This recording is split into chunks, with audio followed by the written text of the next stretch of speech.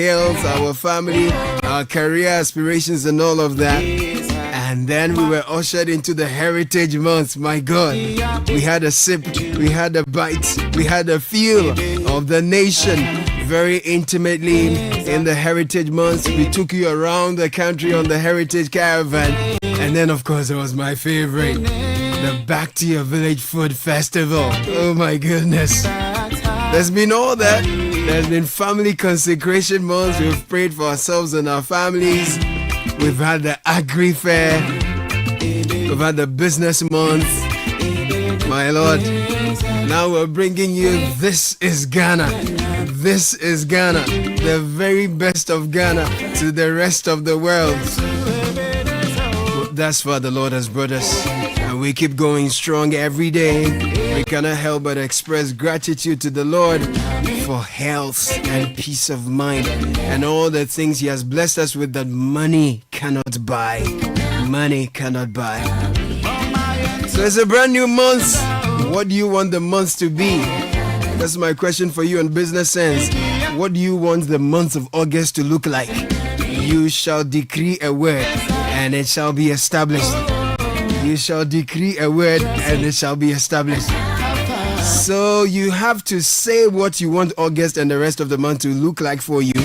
And trust me, when your mind accepts it, your heart believes it, the universe will align and your steps will be ordered towards what you want August to look like for you. And so for me, in the month of August, I will rest from the hands of mechanics and Abosoka people. Shout amen. But what you want the month of August to look like for you? You shall say a thing and it shall be established. So you have to write it down. You have to manifest it. But before you see the manifestation, you have to confess it.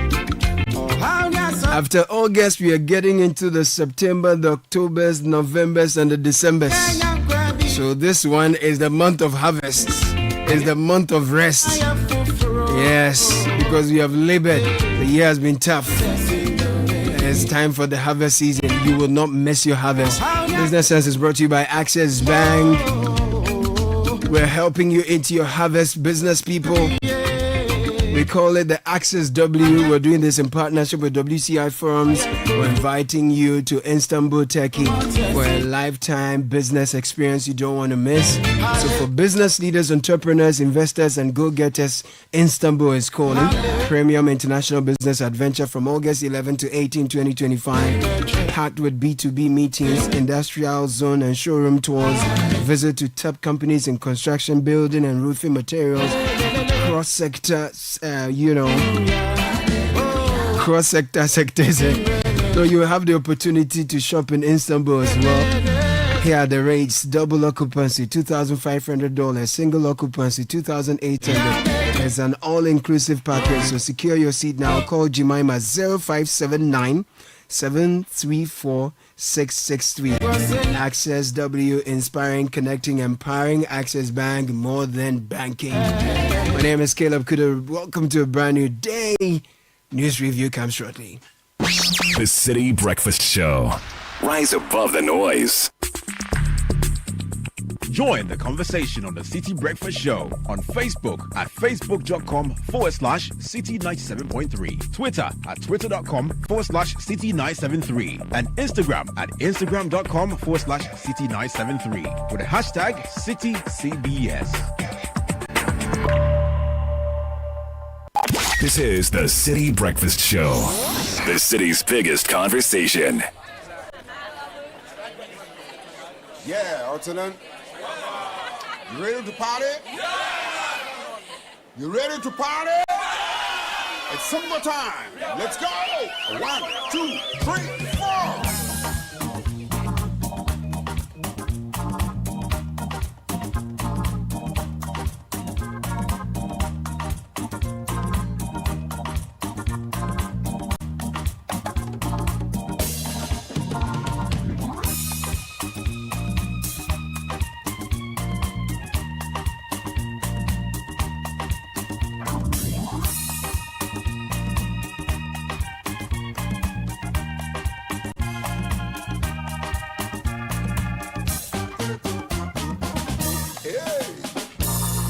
Unleashing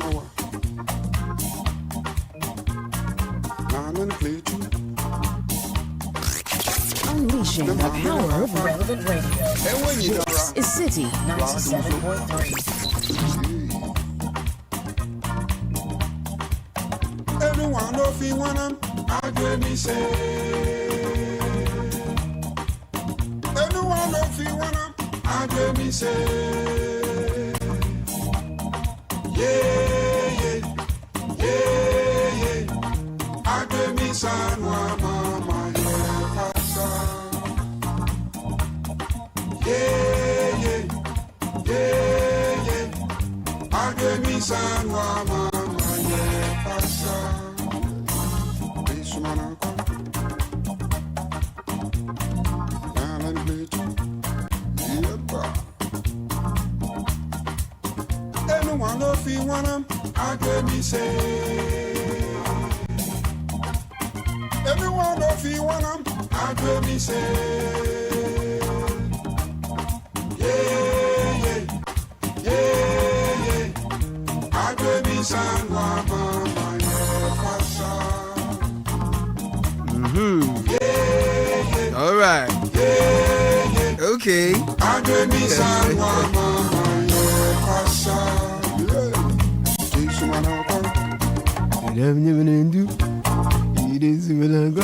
Now, from the dreams of youth to the ambitions of adulthood, wherever you are on your journey, starting a career, building a family, growing a business, or planning your future, we're here for your journey. Every goal deserves a chance to flourish, and with hard work, dedication, and a strong belief in yourself, the seed of greatness is within reach. Trust in the journey. Understand that Fidelity Bank is with you every step of the way. Together, let's turn your dreams into reality. We're here for your journey, so believe with us.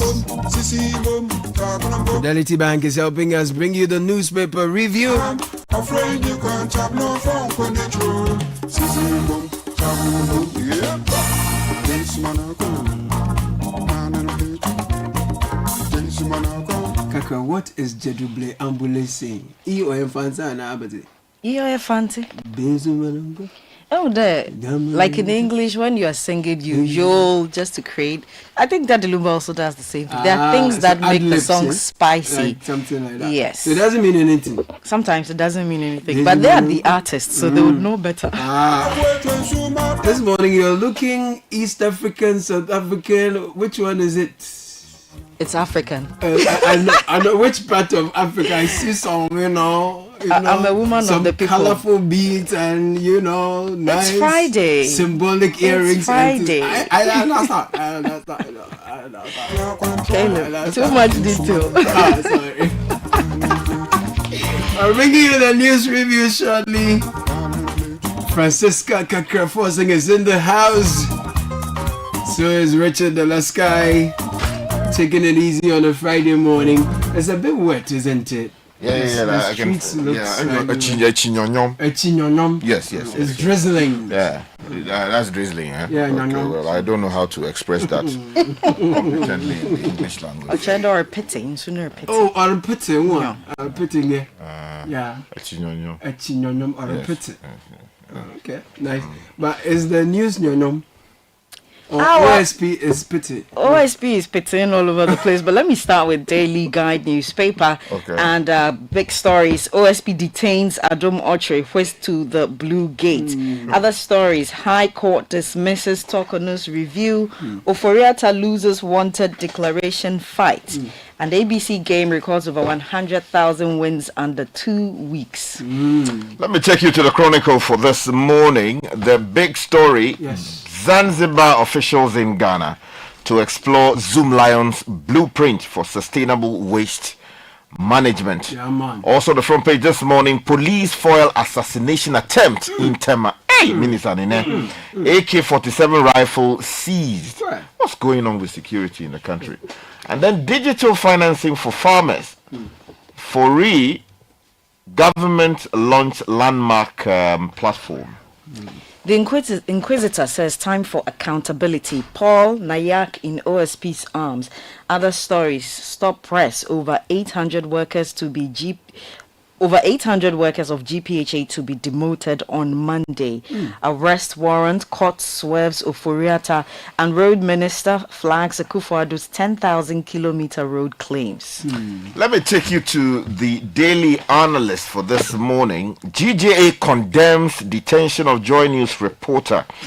Issues ultimatum to police over unresolved attacks on journalists. I'm saying that, please, respectfully, while we are involved as journalists, we should expand the scope of our demands to cover the unfortunate citizens caught up in this whole matter. Because for some reason, the gentleman who was beaten, as for that one there, we are not saying anything about it. We should do much, much, much better. Because and the president himself, speaking yesterday, respectfully failed to talk. Exactly. And that's for me very, very unfortunate.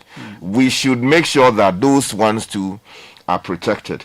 Also, DJA is decrying growing insecurity, and Paul Adom Ochre detained over GACL contract probe. And President Mahama is here commenting on the attack on the journalist and the gentleman who was giving an eyewitness account to the journalist. On the front page of the Informer newspaper, Oforiata booted out over injunction application. Ex-MIF boss busted at KIA. SML scandal, Adom Ochre in tears over OSP invitation. Military brutality on journalists. GJA civil society demand urgent action. And abuse of honorary titles. GTech threatens NDC regional chairman. The Herald newspaper says Mahama removes Ghana Airport's deputy MD amid controversy over McDonald's warehouse and assault on journalist. Also, they go with the story related to Paul Adom Ochre, and then they say suspended Chief Justice thrown out for abusing judicial process. Larry, what is thrown out business? What is that? Yeah, the court ruled against her. That's all there is. They dramatize. This is all the drama, yeah. They like doing very that. dramatic headlines this morning. Let me go to the Daily Gist. And OSP detains Paul Adom Ochre. Full story on page 3. Mahama's big push grabs oil cash. And interesting story. Amidu stabs Ayene over stinking Unibank deal. Blows over Daddy Lumba's funeral. That's another headline. Asenso Boache sets record straight on Akufo-Addo's 13 kilometer road legacy. 13,000. Over 13,000 kilometer road legacy there. And GJA declares war on security agencies for assaulting journalists. Sharp. One more.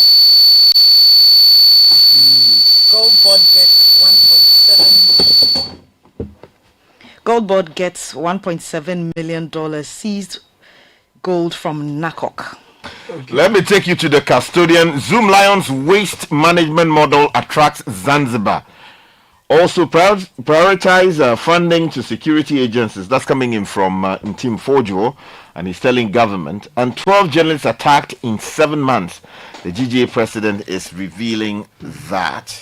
And then also forest crisis continues despite CD gains. Importers and exporters are crying out to the government. Okay. And if you go to the news center, the big story, again, Zanzibar. And Zoom Lion successes draw Zanzibar. The story is everywhere. Allah. Okay. Yeah. No, I don't finish. Sorry. Please. I want to go to Zanzibar. No, I want to read the headline again. You never know.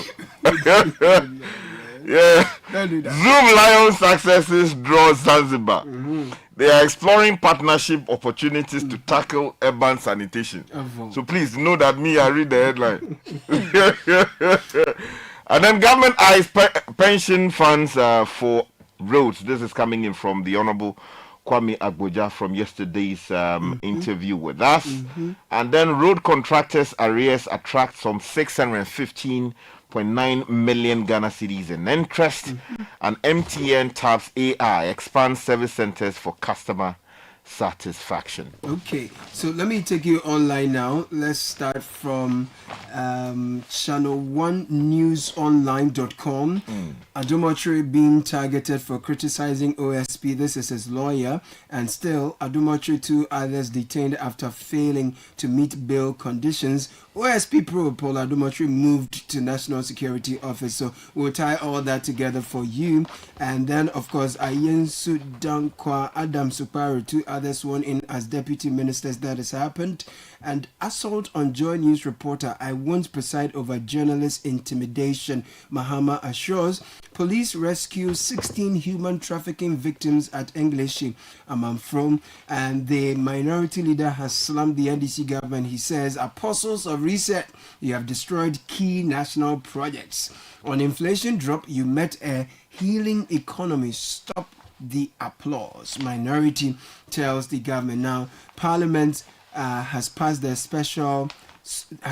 Social Protection Bill 2025. That's on channel1newsonline.com. Check it out for more. If you go to citynewsroom.com, Adomotri's lawyers slams OSP over unreasonable bail conditions. We will explore other legal options for Oforiatta. This is his lawyer, Frank Davis. Ghana Armed Forces intensifies operations in Boko and Nalerugu to restore peace. Adomotri granted bail, fails to meet conditions. Police rescue 16 human trafficking victims. English from Mahama reassigns Obobia Dako Opoku to head Ghana Medical Trust Fund. Mahama condemns Joy News reporter, assault on Joy News reporter, vows action. That is here as well.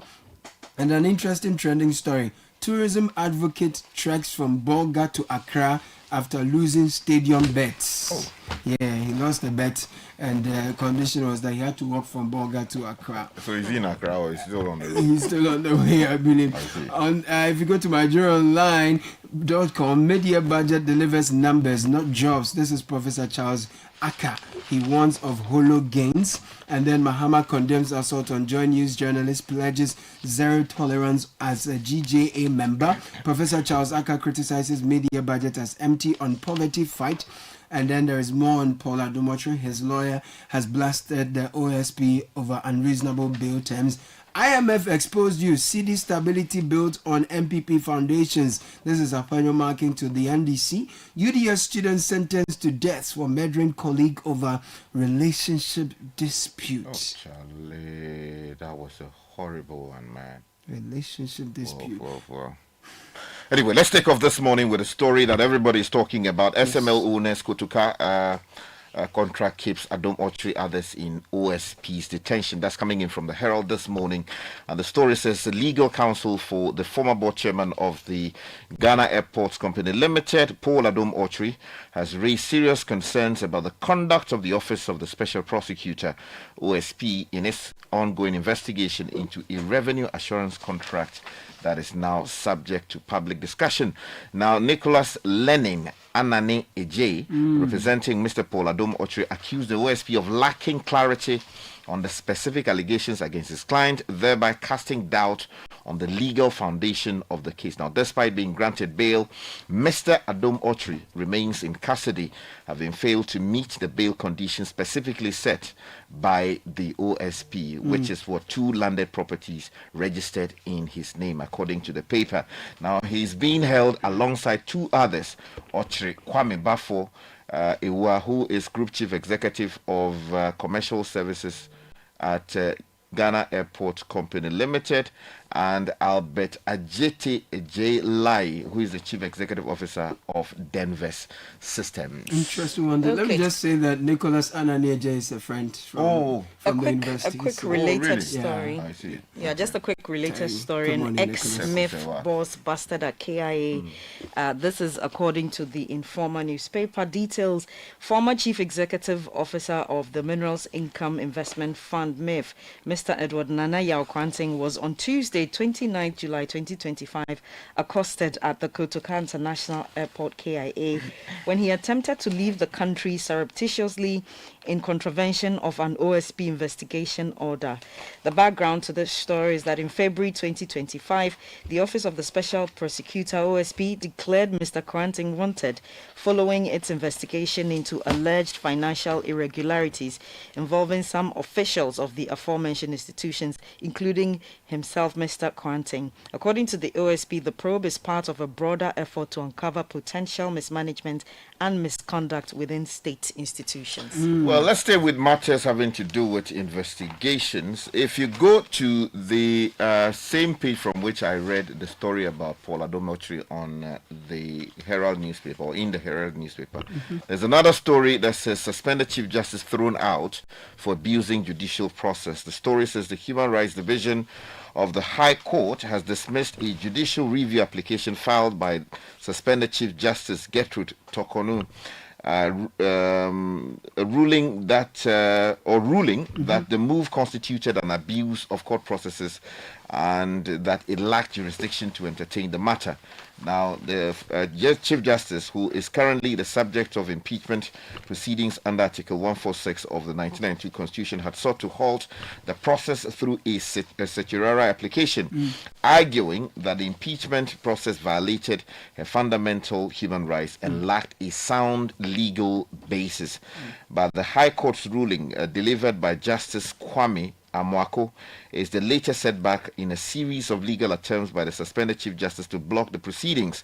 Her previous applications, including 3 separate applications in the nature of injunction applications filed at the Supreme Court, were also dismissed. So the former finance minister is in the news as well. Yes, and I'm staying with the informer on that one over the injunction application. The criminal division of the Accra High Court has dismissed an injunction application brought before it by the former finance minister Kenneth Oforiatta, intended to stop the OSP, that's the Office of the Special Prosecutor, from going ahead to declare him a wanted person and placing on him the Interpol Red Notice, or placing him on the Interpol Red Notice list. The latest dismissal of Mr. Ken Oforiatta's injunction application becomes the second such decision by the court after an earlier ruling last month that his injunction motion failed to meet the needed requirements. The current injunction application was an attempt by the suspect to prevent the OSP from issuing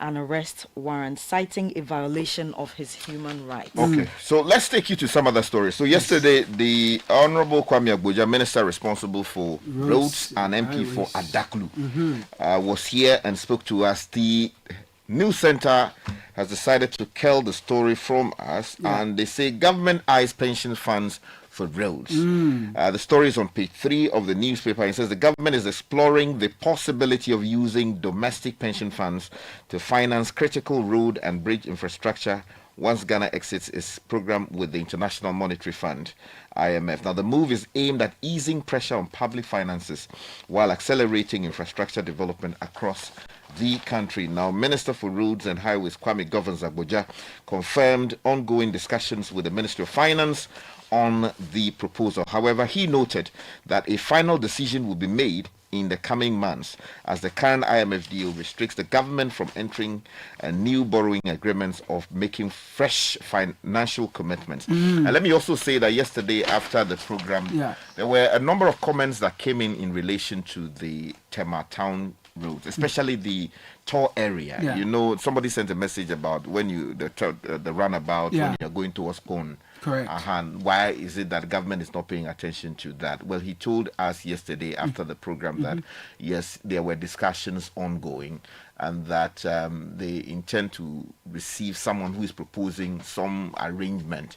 So it will not really depend on the public purse, but that there will be some arrangement with the companies in the entity. Independent of what is already going. Exactly, to see how they can fix it. Were there any timelines? No, he didn't. Okay. But he said that either in the coming days he was meeting somebody who wants to do a sample of the project using, I think, concrete blocks or something like that. Okay, now on pensions, if you go to the High Street Journal, pensions under siege, Money raises alarm over political interference in Ghana's retirement system. Founding President, CEO of Imani Africa, Franklin Kujo, is raising a red flag to Ghanaians calling attention to what he describes as dangerous political interference in the administration of pension funds under Ghana's Tier 2 and 3 pension system. He reveals that there is a politically motivated attempt to reassign pension fund contracts without proper consultation with workers. This situation, he says, poses a serious threat to the integrity of Ghana's pensions architecture and the retirement security of millions of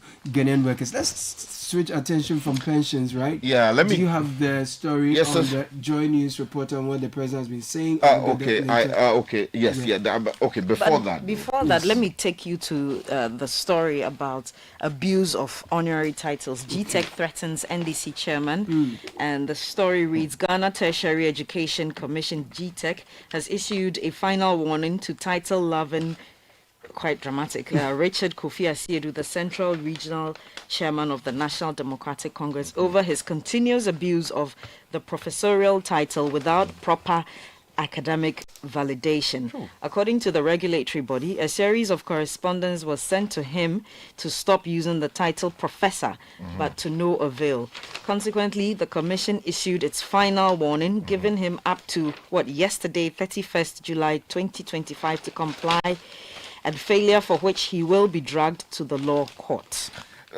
This whole matter of people not having titles, I'm not talking about him because, I don't know whether he has or he doesn't have, but it would seem that even within this pension, within Parliament, there are people who are led to be carrying titles that they have not earned, academically. And it's in other jurisdictions, you do these things, Charlie, you are gone. I don't know why if you are not a doctor, why put it there that you are a doctor? If you're not a professor, why say you are a professor? If you are not Nana, don't say that you are Nana. Some way, so please, I mean, let's Charlie some way. Anyway, let me tell you about the GJA president. Yes, so GJA condemns detention of Joy News reporter. The story on page 3 of the Daily Analyst says the Ghana Journalists Association has strongly condemned the arrest and assault of Joy News journalist Carlos Caloni and his cameraman during coverage of the demolition of the Magdan warehouse in Accra.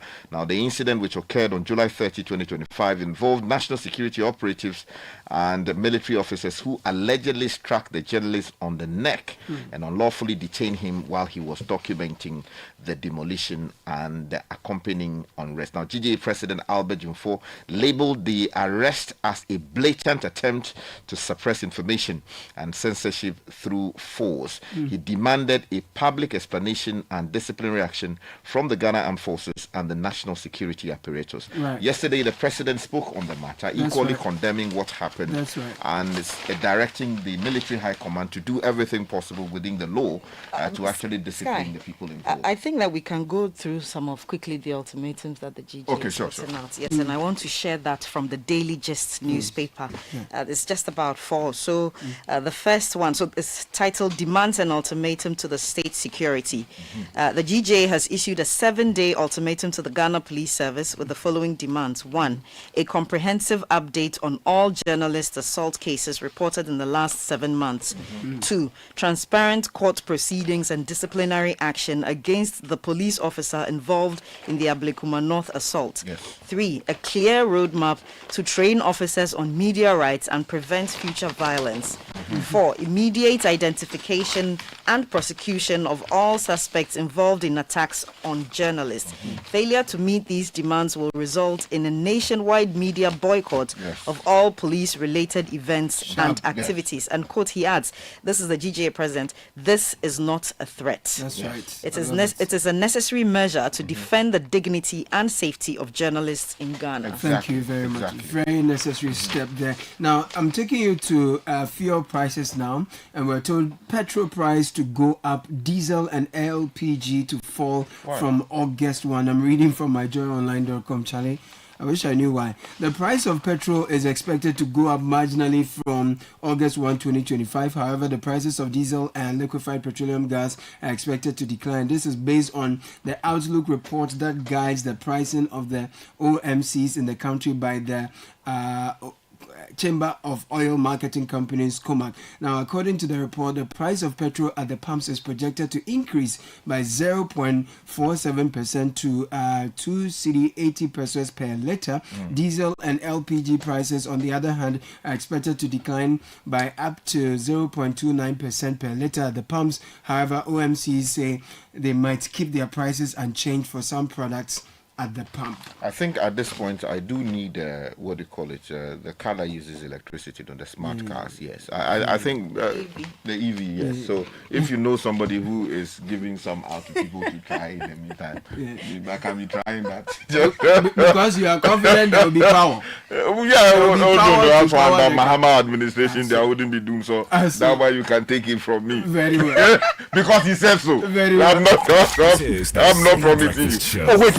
The city's biggest conversation. The police have foiled assassination attempt in Tema. AK-47 rifle seized. Now, John Bediako, writing on page 3 of the newspaper Chronicle, says police in Tema in the early hours of Thursday, July 24, 2025, foiled potential bloodbath at the Tema General Hospital when a gunman, after fatally shooting his targets at Ashaiman Tulaku, proceeded to the center to complete the unfinished job. Can you imagine, like movie?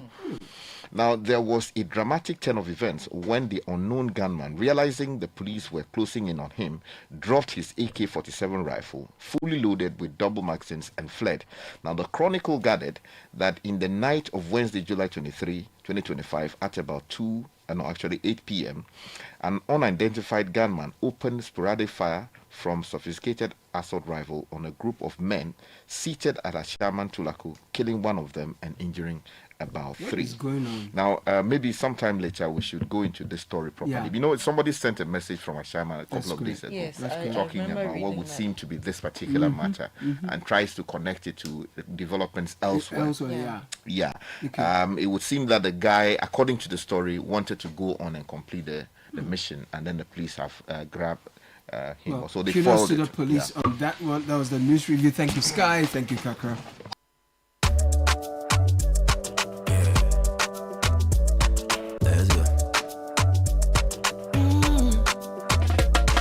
My body, when you wake up in the morning and you know the money calling, oh, you go work, but you know it's out there your side. If I believe with us, if I hold my hand and believe, cause you know it's out there your side. And when you dream, no say I live by you.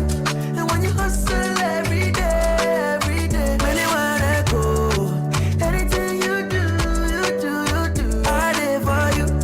Many want. If I believe I live your side, fidelity. If I believe with us, fidelity. If I know I live your side, fidelity. Oh, jump on now. Go.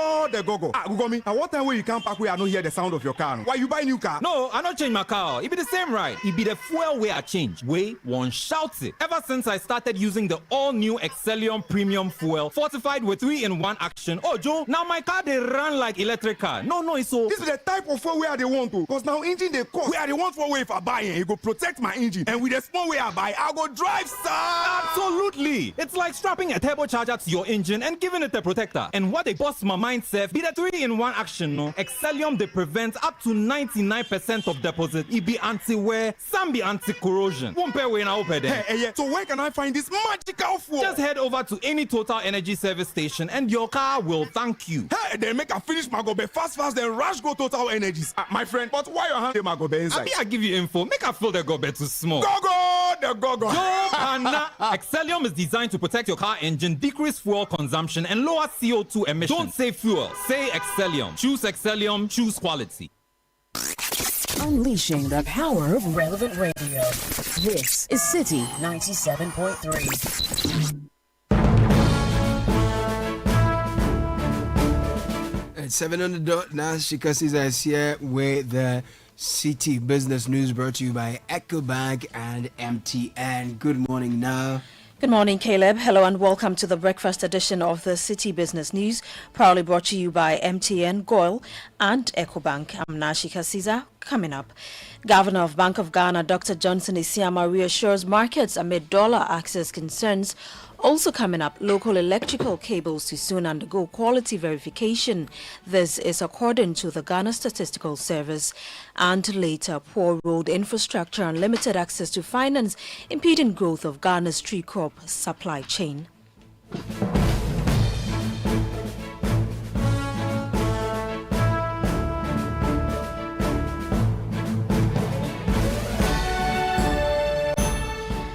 Let's now settle for details of our stories now. The Governor of the Bank of Ghana, Dr. Johnson Isiama, is assuring businesses and investors of the stability of the US dollar supply following growing concerns over access to foreign exchange through commercial banks. Sections of the business community have called on the central bank to urgently address persistent challenges in sourcing forex through formal channels, issues that are increasingly driving businesses toward the more expensive parallel market. Addressing the 125th Monetary Policy Committee in Accra, Dr. Isiama acknowledged the concerns but said that the BOG is engaging with stakeholders across the remittance ecosystem to address data and compliance gaps. These measures, he noted, are expected to boost inflows and ease pressure on the system. We do not expect what you call a shortage of dollars at the banks. There has been instances like that. We moved in to investigate, only to find that some of those importers did not have, the appropriate documentation, and that was what was delaying it. But that said, we are working on it. Banks finance trade using their nostro accounts. It is out of that they pay for imports. Now, what we have seen is that certain inflows appear to have reduced, especially remittances. Remittance inflows appear to have reduced since April. We are investigating that thoroughly. We want to monitor these flows to make sure that they accrue to the system. We are going to be very active on that front. We are following up with certain data requirements from all those players in the remittance space. Once we do that, the inflows will begin to come in, and whatever pressures you might be seeing locally should be contained. That was Dr. Johnson Isiama, who is Governor of the Bank of Ghana. Moving on, consumers of electrical cables may soon find it easier to verify product quality before making a purchase. This comes as the Ghana Standards Authority begins piloting a new mobile application designed to access the quality of cables produced by local manufacturers. Speaking at the launch of the Ghana Digital Conformity Pilot Project in Accra, GSA Board Chairman Hudu Munktari stated that the initiative aims to protect consumers from substandard electrical cables currently circulating on the market. We aim to elevate quality and safety, ensuring every cable on the market meets clearly defined standards. We are here to level the playing field and protect legitimate manufacturers from the corrosive effects of unfair competition. We want to empower stakeholders. With a scan, consumers, regulators, and business will be able to verify product authenticity and report violations instantly. And finally, for the first time, we'll have access to real-time digital insights on compliance by product, by region, and by operator. Hudu Munktari is board chairman of the Ghana Standards Authority. Now, the Tree Crop Development Authority has identified poor road infrastructure and limited access to finance as major barriers slowing the growth of Ghana's tree crop supply chain. According to the authority, these persistent challenges are pushing new entrants in the sector to adopt bold and ambitious strategies to attract investment.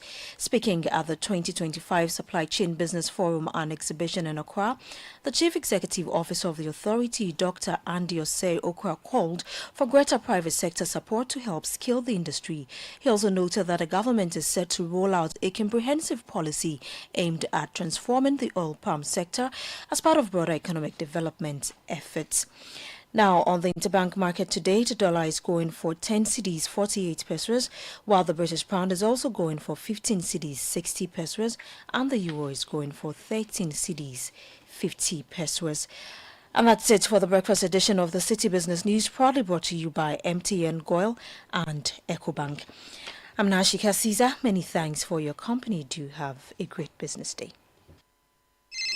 Charlie, where are you? Boss man, I'm at the bank. Really? But your car is in front of your house. Bro, my bank on my phone, Charlie. Oh, how? EcoBank, bro. With EcoBank mobile app, I can do everything, anywhere, anytime. Listen, I just checked my account balance, paid Ahmed's school fees, and sent money to my grandma at Wale. Oh, wow. Wow. Massa, just download the EcoBank mobile app from the Google Play Store or the App Store, or dial *770# and be your own bank manager. Manager. Whether to pay bills or fees, to check account statements, send money across Ghana, abroad, and more, EcoBank mobile app has got it covered. EcoBank Mobile, making everyday people live everyday lives the EcoBank way. EcoBank, the Pan-African Bank. Hey, so as for you, every day you are just pressing your phone. Why? Are they paying you? They are, Oma. The more I use my MTN, the more points I get. And I can use those points to get airtime, data, and even discounts at shops and restaurants. Hey, so that is why all of you are always pressing your phones. And you won't tell us, so that we can enjoy some. Oh, ma.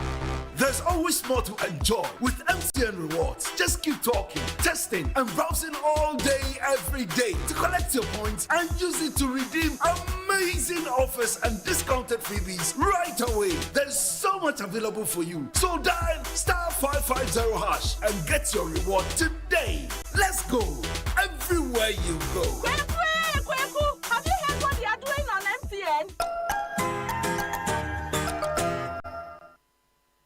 This is the City Breakfast Show, the city's biggest conversation.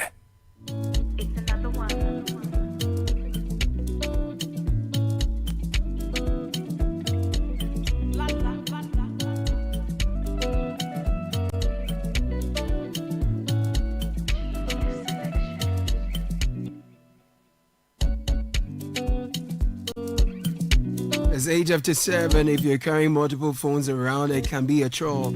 Unsightly bulge in your pocket, extra weight in your purse, stress switching from one phone to the other. Now imagine being able to switch between different numbers on the same phone easily and seamlessly. Guess what? You can go seamless with MTN eSIM. Enjoy the convenience of connecting multiple phone numbers to one single phone or device. Check if your device is compatible. Simply dial *06#. Once you receive an EID number, it means your phone or device is compatible. Simply download my MTN app today. Request your MTN eSIM and enjoy the sweet seamless life everywhere you go. Every day, people face different emergencies: police, fire, medical, just name it. But many Ghanaians don't know their emergency numbers. Here's one you don't want to forget: *770#. With *770#, you get instant access to fund transfer, utility payments, airtime, and data purchase. So much more is this, even without data. There's no need to panic when you find yourself in any money emergency. EcoBank will always come to your rescue. Dial *770# now for solutions to your money emergencies. EcoBank is the Pan-African Bank. So this is Ghana, as you know.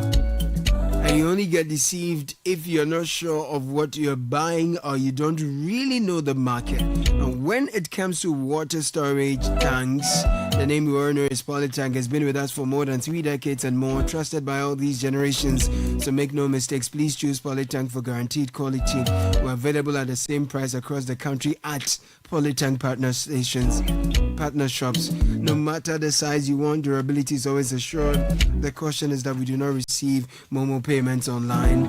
You deserve financial peace, oh my friends. The Sheho is here to give you just that. Whether it's education, rent, or unexpected expenses, we've got the right loan to meet your needs at the right time. Kindly WhatsApp or call Nana on 02700 4799. Let's make life easier together, okay? Let's share whole, let's improve life. So tell me, are you out on a road trip this weekend? funeral, business, what is it? Or where are you headed today? And how do you want your engine to feel like? Confident, protected, and ready to perform?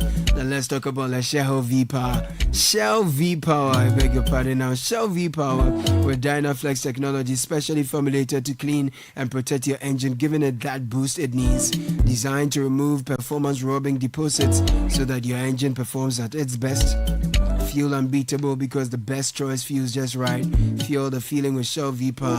Shall go well.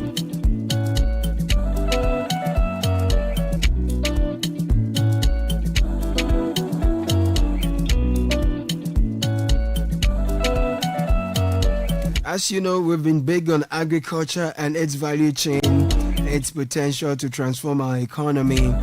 And on the Citi Business Edition today, we go sit under the baobab tree, bringing you two presentations, one from the 2018 National Best Farmer, James Boateng, and the other from Dr. Henry Enim Somoa, Director of Operations at Agromite Limited. Both delivered thought-provoking speeches at the second Odadia National Dialogue, and the focus has been a holistic rethink of agriculture in Ghana, not just as a sector, but as a strategic pillar for transformation. So it's a rare and refreshing take from persons with hands-on experience in the field, all coming up in the next half hour.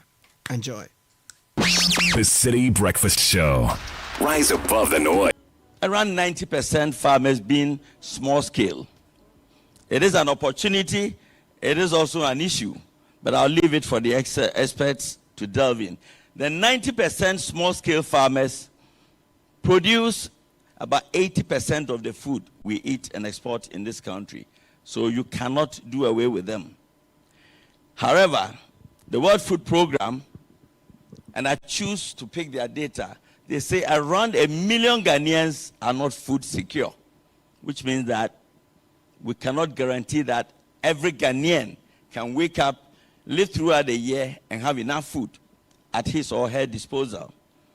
And to make it worse, around the same million of children under 5 are said to be malnourished. If we continue, we would want to ask why this situation. This has happened because of erratic weather patterns. And so I'm sure when we begin to talk about the solutions and proposed solutions, we will look at how we can deal with this issue. Inflation. A lot of times you hear of consumer inflation. If you see some of the farm producer inflation numbers, it's dreadful. It is hitting farmers big time. Sometimes it is simply the disjoint between policy and implementation and the expected outcomes, the things we want to see. And sometimes it is simply has to do with a change of government. The policy may be there, may be the same, but government change and they want to do things in a different way. All of this impacts our food security. Now, let's move on to the second point, which I indicated underpins the importance of agriculture. And that point has to do with our economy. Whether the size of our exports is $27 billion or whether it is $25 billion really doesn't matter. The important thing to note is that agriculture contributes only $3 billion of whatever we export. And that includes cocoa. If you strip the numbers of cocoa, which does about $2.5 billion, you are looking roughly at the other crops in exports of just about 0.4 of a million, $400,000 only. Now let me throw in a little bit of contrast. La Côte d'Ivoire, which is pretty comparative to us, to be honest, in terms of arable land, population and everything, La Côte d'Ivoire is bigger than Ghana. We have much more streams we can tap into for irrigation. But this is what they are doing. La Côte d'Ivoire has an export revenue of about $8 billion every year coming into their economy. And it is fixing their balance of trade. $8 billion. Cocoa alone is contributing $6 billion, twice what we get in total from all of our agriculture. In terms of fruits, And I love to talk about mango because when I left corporate, barely a year later, I sold mangoes and made $1 million. I don't want to talk about it. I've just checked. There's nobody from my village here too. So I'm sure I'm safe. But I quietly made $1 million by selling mangoes from 100 acres. So who says agriculture is not profitable? I said, wow. Never saw. Of course, I saw much more than that when I was heading corporate, but it wasn't my money. But this was my money. So, whereas La Côte d'Ivoire sells up to $1 billion of mangoes every year, Ghana sells just around $60 million. Don't get me wrong. So we have, I see some of these gaps as opportunities. All right? Let's go on. And I'm saying that the agribusiness opportunities are global. Again, I'd like to stress and emphasize, I don't want to sound too theoretical, so I want to talk about real figures. The global size of mangoes, for example, is around $70 billion every year. Cocoa, I'm told, is a little over 30, maybe 40 billion. But you know how much we sell? We export only 60 million. So you can't even check how much we sell. The rest is opportunities. Some of the countries in the typical mango zones, Costa Rica, Peru, Brazil, and all that, are at the mercy of global warming. So they are all hurting. So you have buyers in Europe flocking to Africa. And countries like La Côte d'Ivoire, even Mali, even Burkina Faso are making inroads. But because of some of the issues we have within our agricultural value chain, we are not able to take advantage. If you want to throw in cashew, the global size of the cashew business is quite big. It totals about $10 billion. But we are selling less than $300,000 of cashew, in spite of all the noise you hear from Tree Crops Authority and cashew and all of that. All right? So just sort of putting everything within the right context. Let me quickly talk about jobs. We are all aware of youth unemployment. People leave school, they can't get jobs. People are yearning for jobs. Unfortunately, they are not attracted into agriculture.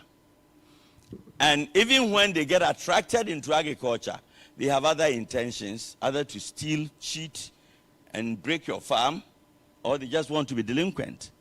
We will need to find, maybe we need some national mobilization schemes to conscientize the youth. Maybe they need success stories told by people to tell them that you are not a failure if you are into agriculture.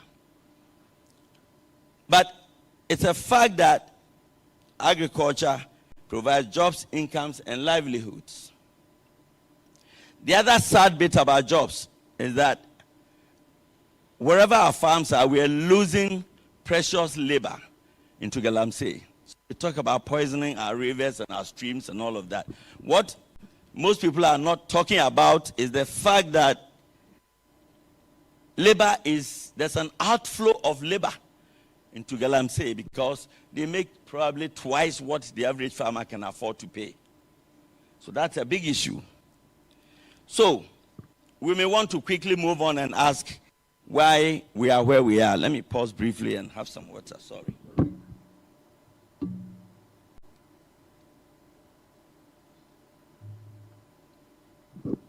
So why are we where we are? Is it in terms of policy formulation? Is it in terms of implementation? Is it because we don't have plans? Now let me just very quickly mention that the first time I read the Food and Agricultural Development Strategy, FASDEP, I've come across many business plans and all of that. I said, wow, very comprehensive. Just to prove it to you, I'd like to mention some of the things in the policy. And FASDEP 2 is the existing policy, which is supposed to transform and modernize our agriculture. So you wonder why we are where we are. First of all, in FASDEP, one major goal is to achieve food security through emergency preparedness. Now, later I'll demonstrate how we don't even have the capacity when we have oversupply of agricultural produce, because our buffer stocking system, no matter what you say, our so-called commodity exchange system, are not quite up to scratch. This same plan or policy is planned to ensure food security, is planned to ensure increased competitiveness and market access for both domestic and exports. One of the reasons why we are doing so little in exports is that we are not competitive, because the export business deals with quality and standards. So we are not there, even though it's in the policy. It plans to ensure increased competitiveness and ensure sustainability of land management. It plans to focus on science and technology in agriculture. It's also meant to ensure enhanced institutional coordination by strengthening collaboration. And later, we'll talk about all this issue about not doing things holistically, is that there's so much silo setting, people sitting in silos, not collaborating. If you want to export a ton of mangoes, you probably need approvals from 6 different offices. It's as if they don't want you to export.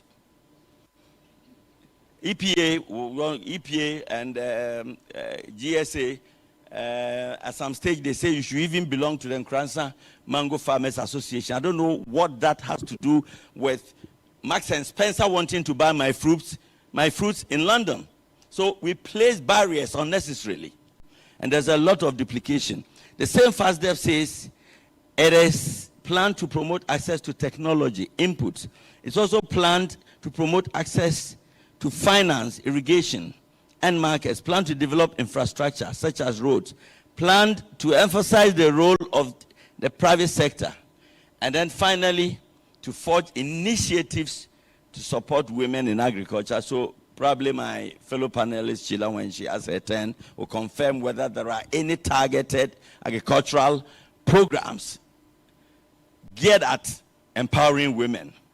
So basically, it covers all the touch points. Now, if you look at a value chain, every point you touch which triggers reaction is an important touch point. And there are probably about 6 or 7 touch points. These things more than cover them. So why are we where we are? Because others will take their turn, I don't want to take too much time, but at the moment, I can always say that the approach has often been fragmentary, incomplete, and sometimes short-term. Now, African heads of states met in Malabo. Malabo is what? Is it Mozambique? Where? Equatorial Guinea. In 2014, and they signed up to a commitment that they would target programs at agriculture. Now, you can't do anything without appropriate financing. So what heads of states, including our heads of states at the time, signed up to this commitment to give 6% of the national budget or allocate it to agriculture. Today, when you look at the budget statement, $1.5 billion is allocated to agriculture, and that is 0.54%, not 6%. Okay, so it shows whether we really take this sector serious or not. All right? It's not even 1%. Meanwhile, we signed up. Other countries are practicing, like Cote d'Ivoire, Zambia, and they are getting the results. Let me mention another aspect, a live example. In 2021, on the back of Planting for Food and Jobs, you can say anything against it, but at least it improved inputs supplied to farmers, enhanced seeds and seedlings, fertilizer at subsidized prices. I was doing 50 acres of maize. I did 120 acres of maize because I bought fertilizer at about 60% of the original cost. So it boosted production. And whereas we were doing 1,700,000 metric tons of maize, suddenly in 2021, it jumped to 3 million metric tons of maize. That's success. but the success turned out, we became victims of that success. Because what that did was that there was an oversupply and there was not adequate buffer stock system. There is a warehouse that I know pretty close to my farm, zone that produces 60,000 metric tons of corn. About 40,000 cannot be bought immediately. But the warehouse there, I don't want to mention it because this is not a political platform. But that warehouse only can contain 1 metric ton of corn. All right? So you begin to wonder. And nobody sent any corn there anyway.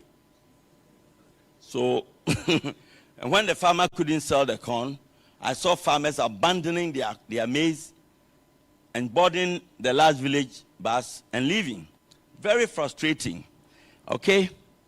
Now, we in Ghana, statistics shows that we consume a little over 2 million metric tons. So when we produced 3 million metric tons, there was a surplus. We're not ready to take up this surplus. So speculators from La Côte d'Ivoire, Burkina Faso, and Niger came down and bought the corn at very low prices. Then COVID came in, 2020, disrupted agricultural value chains, fertilizer we couldn't get. Then suddenly we said we are looking for maize from Ukraine and all that. Then the Burkinabes and the Nigerians sold the corn back to us at double price. So we imported. This is the sector we are talking about. Now, let me just chip this in that this has not changed. This happened in 2021, it's not changed. I came in from Kransa 2 days ago, and before I left, I tested the market. A bag of corn, which was selling for 1,100 Ghana cedis, 140 kg. I sold it for 500 Ghana cedis because there's a surplus and there's a glut. And nobody has an answer to it. Very soon, poultry farmers will start crying that they cannot get feed. But it's as if we are watching. I sold it, so I can say confidently, if anybody wants to deal in corn business and you have a warehouse, that's a bonanza for you. The price has dropped by more than 50% as we speak. And policymakers and other agents are watching. Maybe they will do something a bit about it. 40% of all the mangoes we produce in this country rots. Simple as that. It differs. In some areas, 20%. In some areas, 50%. Simply because the domestic market, Blue Skies, HPW, and others, they are processing just about 30% of the mangoes that are produced. There's a big demand for mangoes. I went to 3 trade fairs in the last 3 years, and I have 12 European buyers who want to buy mangoes. But I'm not able to sell anything, which prompted Marks and Spencer to send 2 of their procurement people to my farm to check whether I have a farm. They came and found a farm and they said, we want to place the order now. How many can you sell? Now, I have to go through certification. I need that. I need to be a member of the Nkransa Mango Farmers Association. I need to, the hurdles, okay? As I speak, I haven't, but God willing, this year, I will export. And already, just to let you know that there are opportunities. It's not a doom sector. The World Bank, together with TVET, are taking electricity to my farm, and they are on the verge of building a pack house on my farm. So we can mop up. And it's as a result of some of the resilience that some of us have. Okay? So as a consequence of all of this, our exports have become one-legged, if you like. It's mostly gold and oil, and then a few of the other things. So whereas La Côte d'Ivoire is exporting so much, we are not able to export so much. And even when we export agricultural produce, 70% of everything we export, including cocoa, is primary export. Value is not added. So the value, including job creation, is offshore, not here. We need solutions. Now, very briefly, for a minute, Zambia has a holistic system. What they do is that at the beginning of every farming region, like we do in corporate, I worked in Cadbury. What were we selling? We were selling toffees and cups of cocoa chocolate drink. But everything was demand-led. You don't plan and produce what you cannot sell. Simple as that. And if you commit to that, then you better sell. Before I left Cadbury was selling around $100 million of candies. You can't believe it. In West Africa. Candies and cocoa. So it tells a story. But Zambia has a model which is all-inclusive. So at the beginning of every year, they bring all the stakeholders to one desk, a room like this, and they keep asking, okay, we have this demand. What can you produce? You guys are farmers, agro dealers. This is the agro input implication. This, that. At the end of the meeting, everybody walks away with one set of numbers. And definitely, when it doesn't happen, they quickly come back to the plan and try and make changes. So when they've identified the demand, they add the strategic volumes to it for food security. Now, let me just move on and try and talk about a few of the suggestions that I have in mind as a farmer.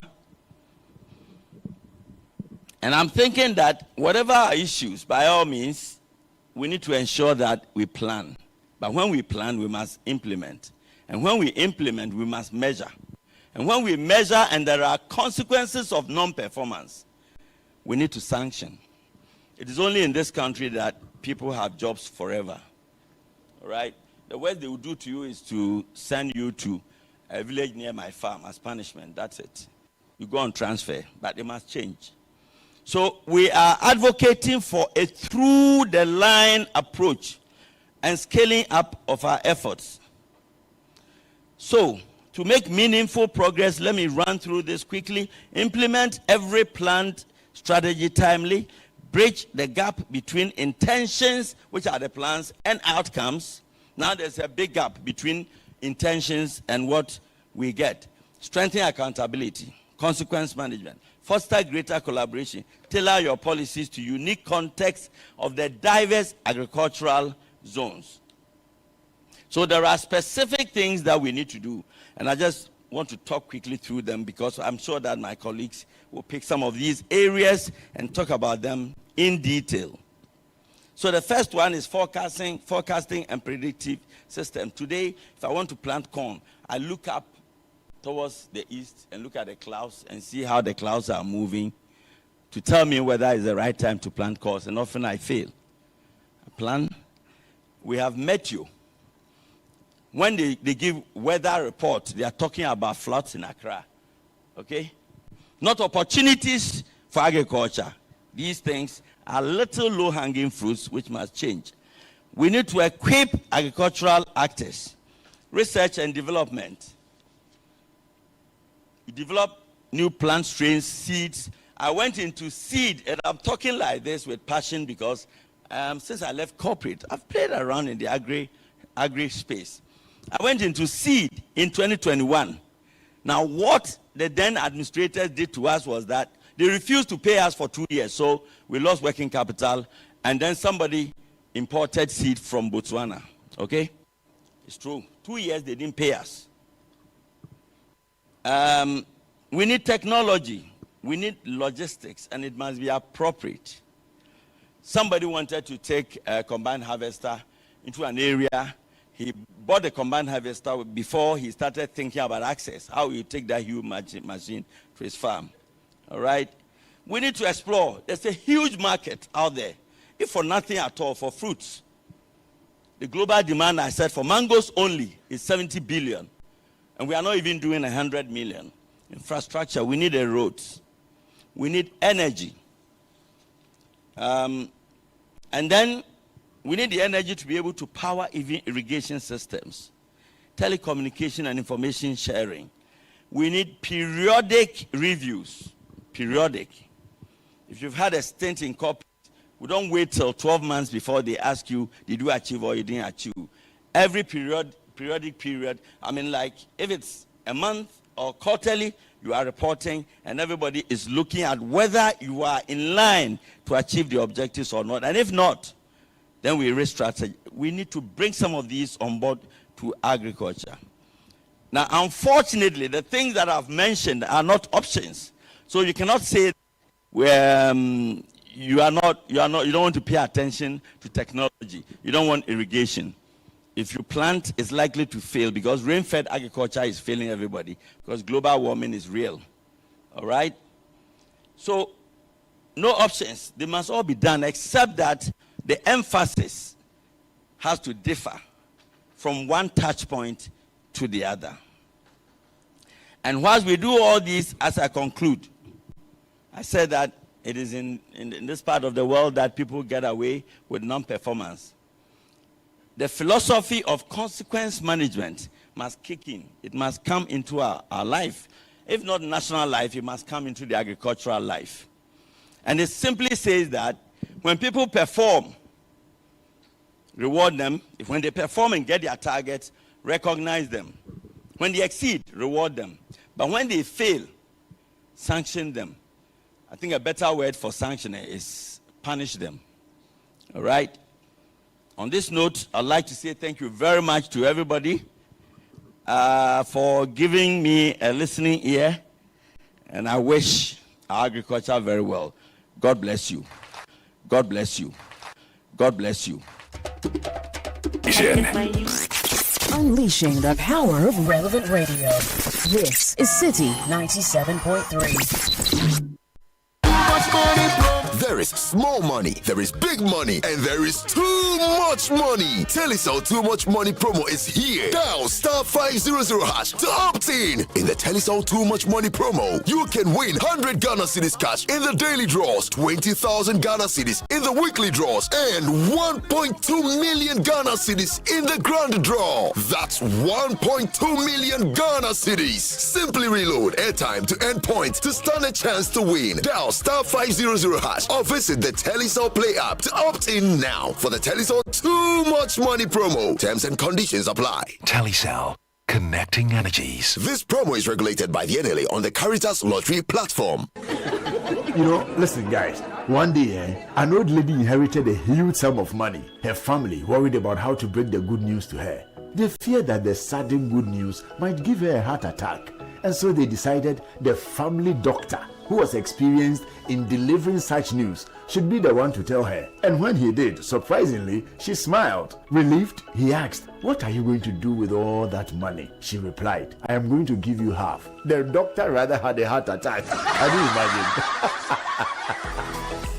People are often surprised when we put them first. At First Bank, that's what we do. We put you first. Experience the gold standard of banking with First Bank. Open an account today and enjoy our user-friendly mobile app, quick banking via *894#, convenient shopping with our Visa Prepaid and MasterCard, and more. All designed to serve you better. First Bank, you first. Unleashing the power of relevant radio. This is Citi 97.3. Basically, a few countries have used agriculture to transform their economies. We talked about Brazil, we talked about India, we talked about what do they do that Ghana has not done. Five elements that has shown for over 300 years from the Ottoman Empire that if you do, you can use agriculture to transform your economy. The first and the most important one is coordinated research. Unfortunately, if you look at agriculture development, coordinated research is like the brain of a human being that drives it. In Ghana, our research sits outside the agriculture body. So agriculture development in Ghana is like a human being with his brain not in his head. All right? So if you take Brazil, Embrapa is the engine for that. If you take India, the Indian Council for Agriculture, Coordinated Agricultural Research. And we have seen how those countries have performed. Our agriculture research sits in science and environment. I've been in agriculture since 1986. I've not seen one coordinated program for research in Ghana, not one. We had the World Bank supporting us. After it went, nothing. So Ghana as a country, we talk about research and our funding is paying the salary of the researcher. You can't use that to drive agriculture transformation. The second thing is credit for agriculture. All these countries from over 300 years, they start financing agriculture with a non-bank financial institution that is restricted to give credit to a certain group of people for a certain period. We call it differentiated credit. So if we look at the Brazil example, in 1970, they decided to give credit to the settler farmers. They developed 40 million hectares in the Cerrados and settled farmers there. They gave them specific credit for land development for a minimum of 11 years. You pay between 5 and 7% interest. If you take India, it's the same. If we take France, Thailand, she mentioned Thailand. All these countries, even the US. The US in 1930 did a presidential commission and said that commercial banks cannot support our agricultural development. So they came with the FCA, Farmer Credit Authority, and started supporting producer cooperatives to do that. The next thing is how we do extension. Research, finance is what drives extension. If you come and tell me a new technology as a farmer and I can't find money to buy it, what good is it? Recently, Crop Research released 12 varieties of seed for rice seed that they spoke well about it. How do farmers get it? Waki, our own other dear Professor Dankwa, has released maize varieties that can give us 7 tons. Senior said 4 tons will make us self-sufficient. You need a minimum of 6 tons per hectare in our current to make money from maize. All our maize farmers. The Ghana Living Standard says that the poorest among Ghanaians are crop farmers, not unemployed people. Because, you see, farming is a very interesting thing. The cost for farming is a U-shaped curve. Okay? So the low input end gives you a high cost. That is what you take to farm. You take to market, an average cost. Your average cost, if it's high, you go to the market, and like Senior Jimbo was saying, in today's world, 500 cedis is what? About $50. If you translate into ton, that is not cheap for maize.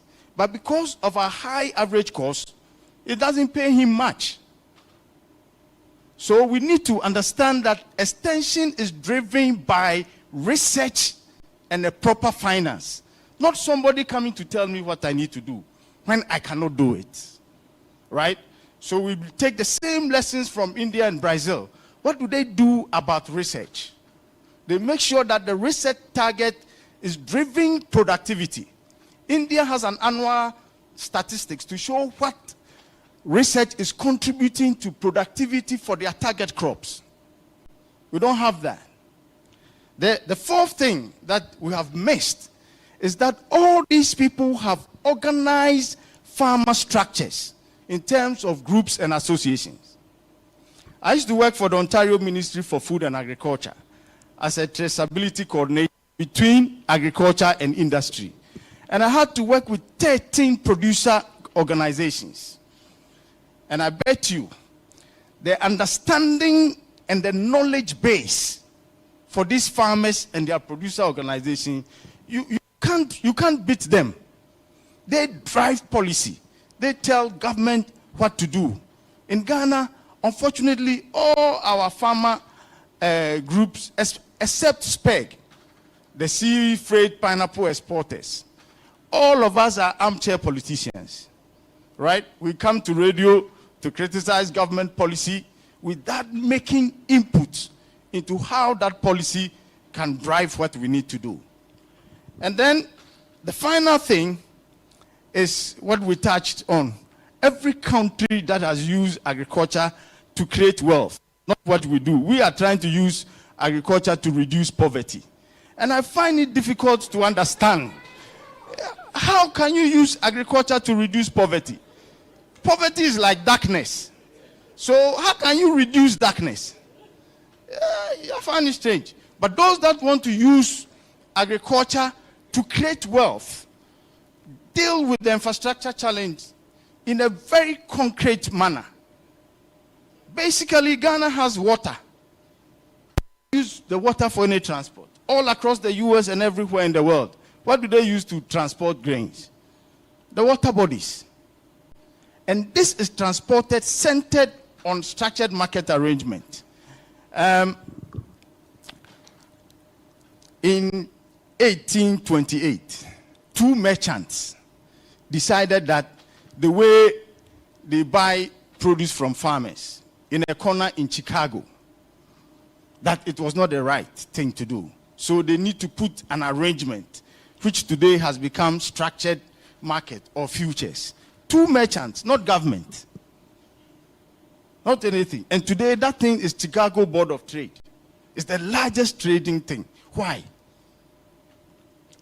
Basic structures arrangement that let me know that if I have maize and I want to sell it in November, I'll get 100 cedis. But if I want to sell it in January, I'll get 150 cedis. So I engage into a contract and I go to produce. And that is what has driven agricultural transformation. In Ghana, we don't have this. So what's the way forward? I have two proposals. One is that we need to change the environment, or we need to change the fundamentals. And so unfortunately, we cannot present it. But I have a proposal that says we need to enhance capacity of the producers by providing knowledge, information, and technology kits. If I couple that with a structured market arrangement, I become competitive. It doesn't matter the commodity I produce, whether it is oil, whether it is grain, whether it is beef, whether it is duckling. One, I can have capacity to ensure that I can enhance my productivity and get into a structured market arrangement. I'm done. Then the second proposal I have is on how do we make this a business? Because if agriculture stops to become a business, it then becomes subsistence. We know what it means. I grow what I eat. So when I hear people talk about food security and food self-sufficiency, then it means we are going as a nation on subsistence farming. We grow what we can eat. And that cannot be attractive for the young people. It can be attractive for anyone. But the moment we change that to make business, I met somebody whose father took him to the northern part of Brazil when he was 11 years. Today, he spent 33 years there, and he runs the farm. What is he doing now? On his 5,000 hectares, he produces soybean seeds for 250,000 hectares and maize seed for 500,000 hectares on an annual basis. He's made money. His father has made money. They went there when it was a village. It was intentional that the Brazilian government supported these farmers.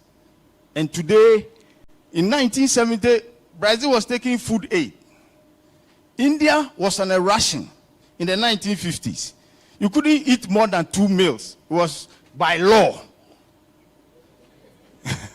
Okay? But today, Brazil is the fifth largest, India is the fifth largest economy driven by agriculture. The largest manufacturer of tractors. The first tractors they saw was in 1960. What did they do different? These 5 elements. If you go everywhere, that has transformed agriculture. Now, today in Ghana, we don't have land to do agriculture. If so, it's a lie. Like Kwame said, Senior Boat will attest to me. If you go anywhere in the country, we are farming among trees. So government upon government bring tractors. They don't last 5 years. If you go around, most second-hand tractors were done in the 70s. So you ask yourself, why are tractors that are today 50 years old, right, coming to Ghana as second-hand tractors to work? And the new tractors government bring, we don't last 5 years. We need an environment that we can take a decisive decision on developing lands for agriculture. Nkrumah was the one who did it. I got my first tractor in 1996, a Chinese tractor, Shanghai, brought by the government. I took it to a village in Afram Plains called Kwewe Manfrom. It's a Volta Lake resettlement township that Nkrumah developed 2.5 acres or 1 hectare for each resettlement house. I took the tractor 2 years, the Chinese government support, so they came to inspect the tractors. The whole country, my tractor was marked the best maintained tractor. Meanwhile, I didn't do anything. What was the difference?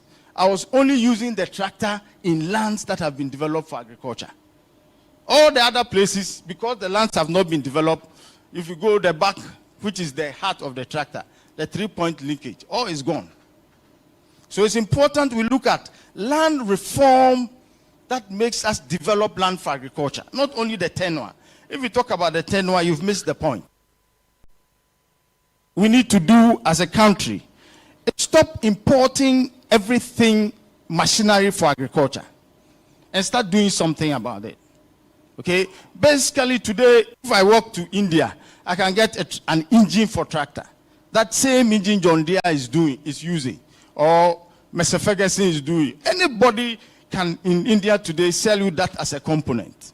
I can get an axle, I can get a transmission, and start assembling tractor today. I can do the same for a plow, for a harrow. It's just components. And if we are able to do that, we will definitely be able to do something. So the second thing we need to do as a country is start thinking about component assembly. We don't need to manufacture anything. We just need to buy the pieces and put it together. The third thing is energy. Energy has become very important for the global case, not only because of what we need it for, but because it drives cost. Energy is a cost driver. So for us to be competitive, like Brazil did, they decided, well, I'm not going to depend mainly on fossil fuel. I'm going to grow some of my energy. In the Ontario Ministry of Agriculture that I used to work, government had something they call environmental farm plan.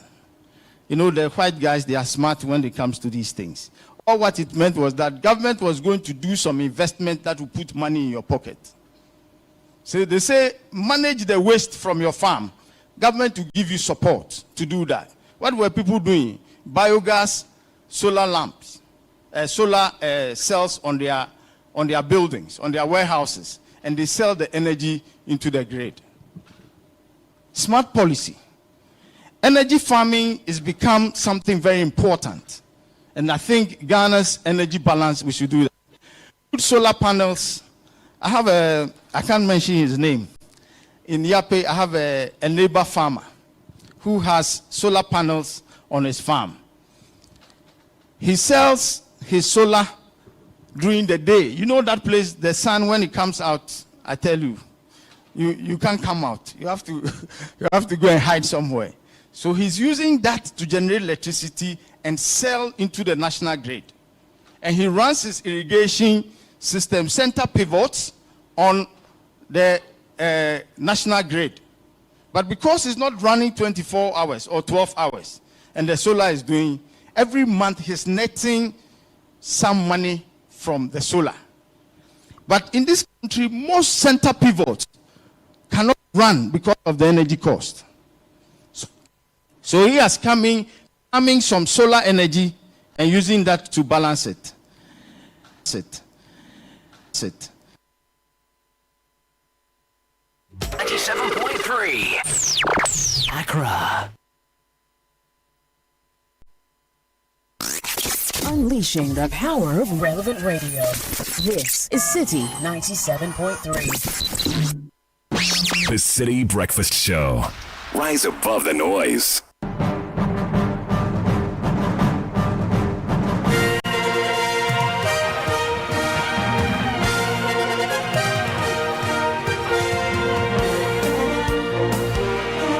Friday morning, welcome aboard to Kickoff on the City Breakfast Show with me, Edwin Kwakofi. Kickoff is powered by Shell. Shell go well, Politan Ghana, Elesheho.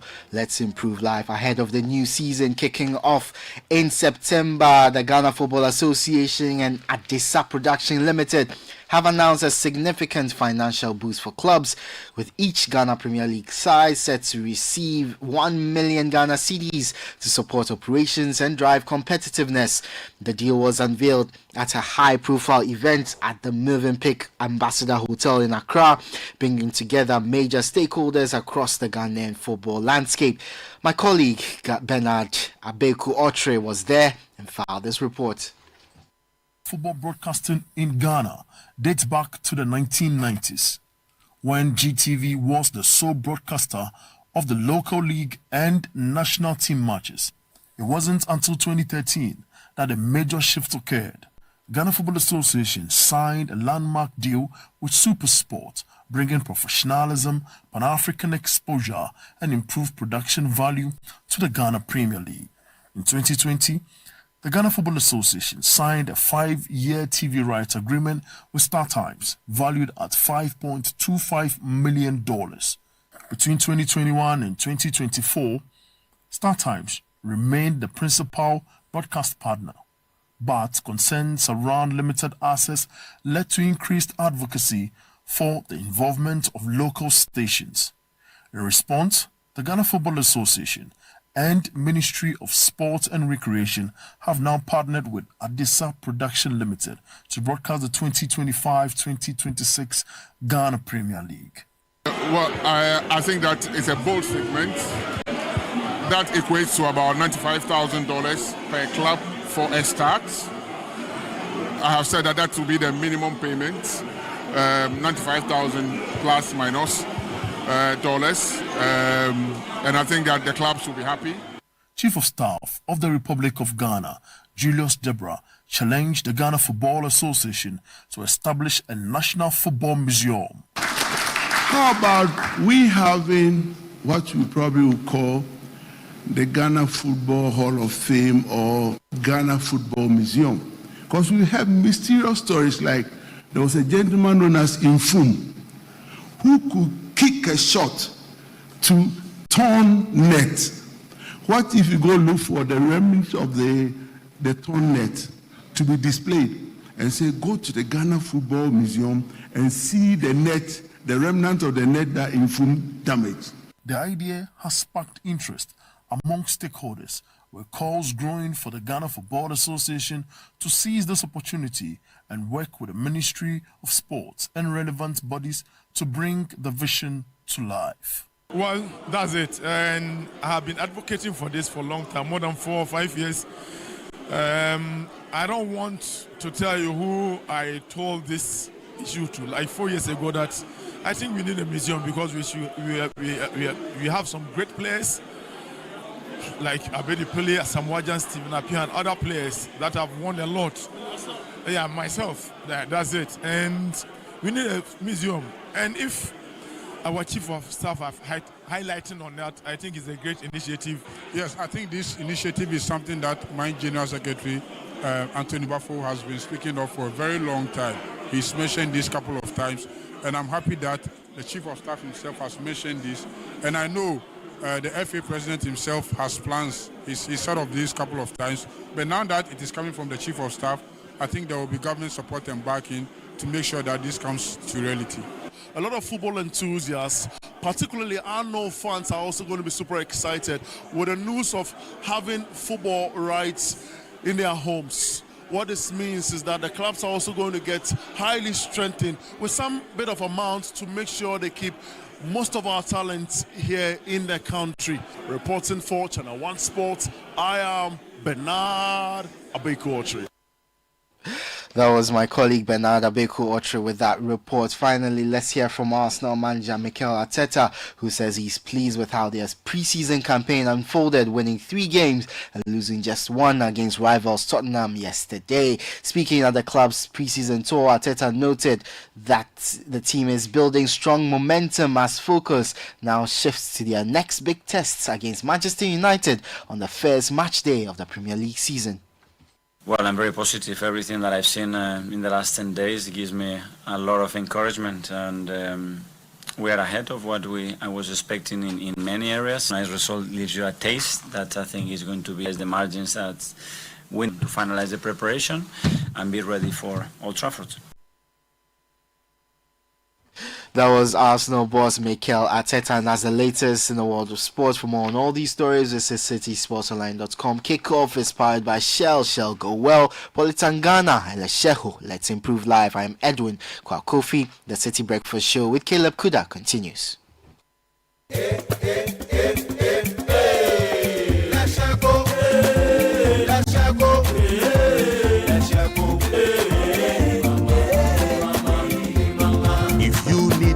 Services, innovative financial solutions. We deliver on our promise, cause we are number one. Let's share go, we improve your life. Let's share go, let's share go, hey mama, hey mama, hey mama. Even when you're stuck with nothing, no matter your situation, let's share go, we improve your life. Let's share go, hey, let's share go, hey, let's share go, hey mama, hey mama, hey mama. Let's share go, we improve your life. Papa Lolo Ankasa, Polita is everywhere, durable and authentic. Stronger brand you can trust. Polita, we get some more. Sumo super and the Polly challenge we did Papa no no Papa no no Papa no no Papa no no no Papa no no Ankasa Politank, the original, always the best.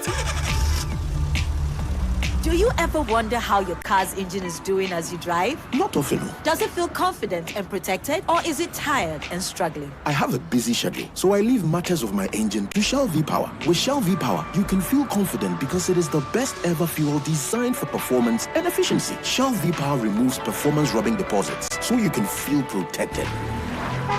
Fill up with Shell V-Power at a Shell service station near you.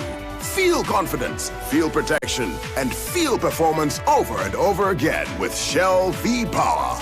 Fuel the feeling with Shell V-Power. Go well.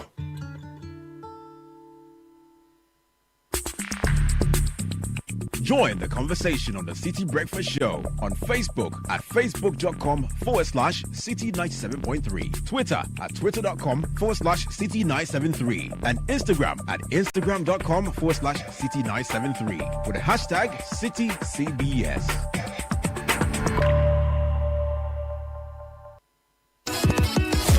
The entries have been received and the marking has begun. Who makes it to the next round of the Literacy Challenge 2025? Randomly selected entries will be read on 97.3 City FM on Brunch in the City and the Traffic Avenue, and on Breakfast Daily on Channel 1 TV. Stay tuned to 97.3 City FM and Channel 1 TV to find out who makes it to level 2 of the Literacy Challenge on Monday, 4th August 2025. Level 2 Aptitude Test. The top 50 contestants from across Ghana to make it to the next round shall take part in a written aptitude test on Saturday, 9th August 2025 at 12 noon at the British Council, Accra. Grand finale. The top 10 contestants chosen from level 2 shall compete for the grand prize of 10,000 Ghana cedis in a classic quiz competition on Friday, 15th August 2025. The Literacy Challenge 2025 is powered by City FM, supported by Channel 1 TV, and sponsored by Belmu and GB Assessment.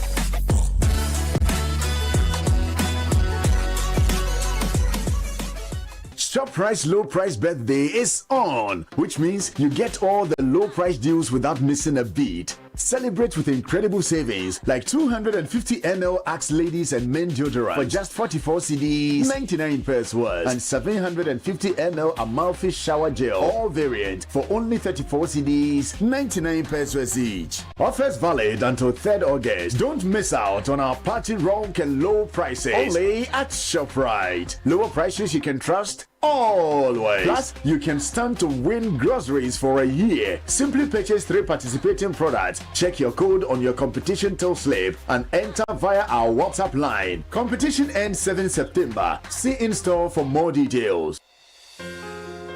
Looking for a one-stop shopping destination for all things made in Ghana? Eager to experience a remarkable fair that showcases the richness, creativity, and innovation behind Ghanaian products and services? Then get ready for the This is Ghana Exhibition 2025, a celebration of excellence in locally made goods and services. This year's exhibition brings together the very best that Ghana has to offer, from timeless traditional crafts to cutting-edge innovations. The This is Ghana Exhibition highlights the brilliance of Ghanaian entrepreneurs, artisans, and businesses who continue to shape the narrative of homegrown excellence. Brought to you by Channel 1 TV and 97.3 Citi FM, this is Ghana's biggest trade fair and exhibition, bringing together SMEs, startups, research and manufacturing sectors, indigenous corporate bodies, and local creatives in one exciting space. Join us in championing Ghanaian talent, creativity, and authenticity. Come explore, engage, and be inspired by the businesses and brands that are redefining Made in Ghana across every sector. The dates: Saturday the 6th and Sunday the 7th of September 2025. Time is 10 a.m. through to 5 p.m. each day. The venue is the A4 Sutherland Children's Park. For inquiries or participation details, call us on 0205-973-973.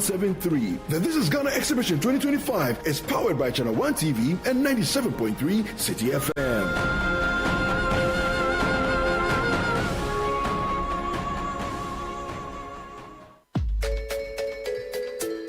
When the pain is too much, don't know what else to do. So rapping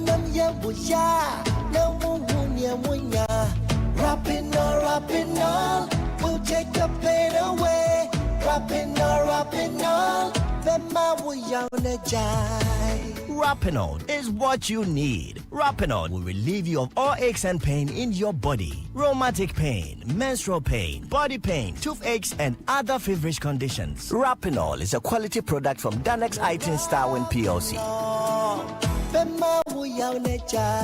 If symptoms persist after 48 hours, consult a physician. Not suitable for children below 16 years old, asthmatic, and ulcer patients. This advert is FDA approved. This is the Citi Breakfast Show, the city's biggest conversation. The Citi Breakfast Show. Rise above the noise. Unleashing the power of relevant radio. This is Citi 97.3.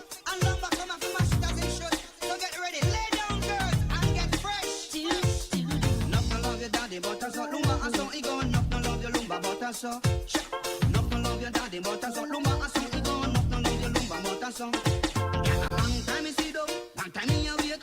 Full time now you fi knock pon me gate. Long time you see them, long time you wait. A full time now you fi knock pon me gate. I want you today and not tomorrow. I want you today and not tomorrow. A long time you wait and me want you fi good, fi good, fi good, fi good. Girl, I love you still as I was. I can stand to lose you to someone else. Oh, girl. I can stand to lose you to someone else. Oh, girl.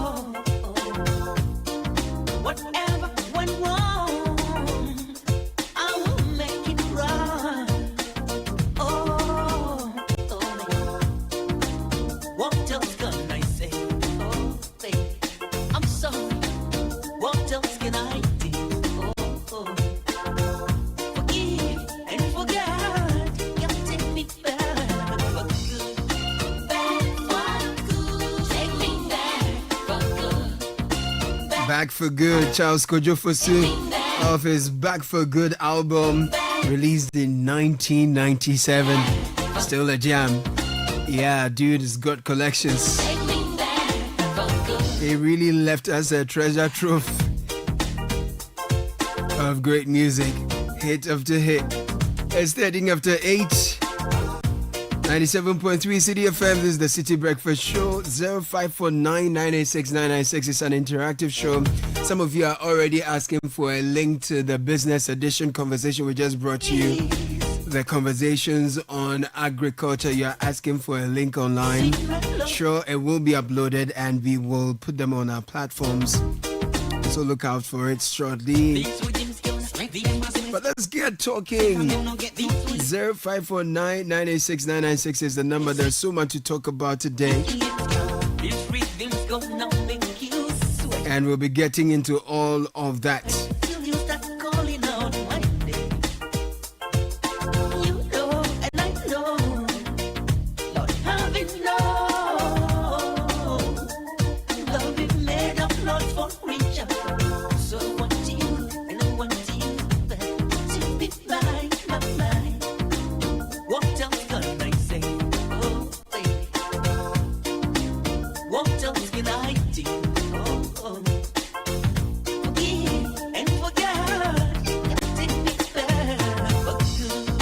Now, Ghana, get ready for a book launch like no other on Sunday, this coming Sunday, 3rd August 2025, 2 p.m. Join Paul and Linda Mante at PRWC Kokomlemle. So this PRWC Accra ATTC specifically for the launch of 5 life-changing books in one event. Titles include 80 multiple streams of income ideas, retirement planning, marriage and finance, a practical guide to multiple streams of income, and how to own your first house. If you're serious about your money, marriage, and financial future, this is it for you. 0243-902-095 is the number to call, or 0574-039-755 to RSVP. 5 books, 1 launch. Don't miss it.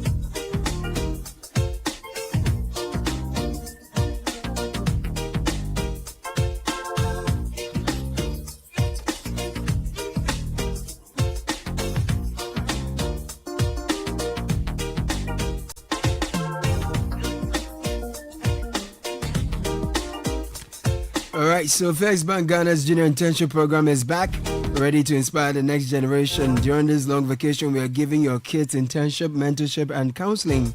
It's been running since July. It will end on September the 12th. If you've not enrolled your kid yet, you're missing out. Here's how to sign up. Kids First account, children up to 12 years old.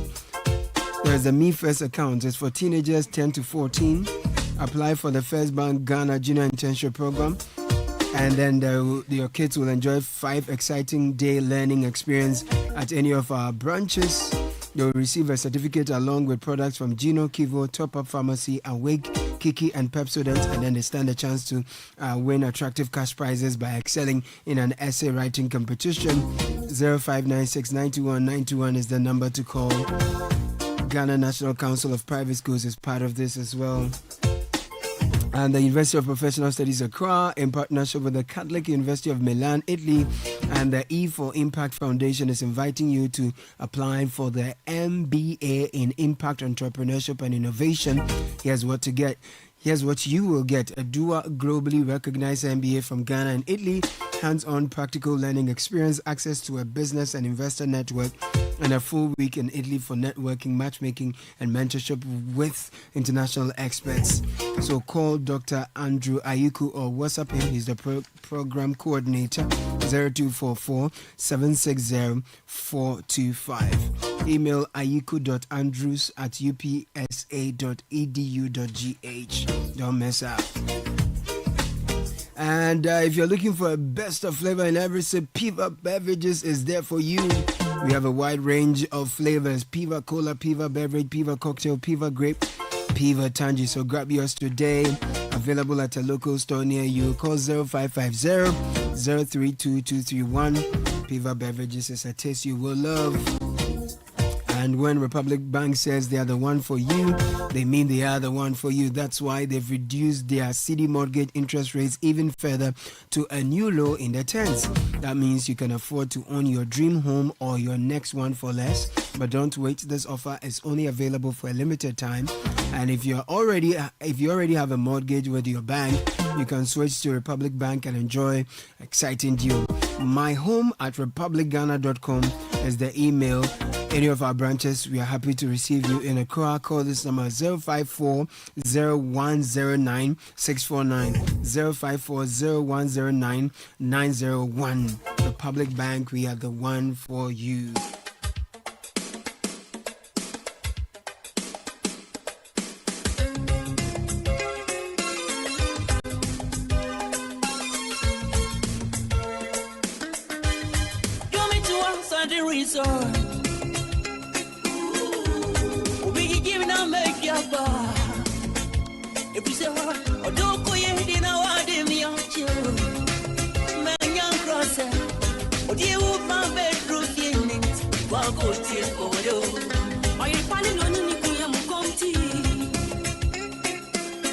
So I have a confession. This is my first time hearing this particular song of Lumba. I have not heard this one. That's okay. Have you heard this one? Yes. You know what this one is?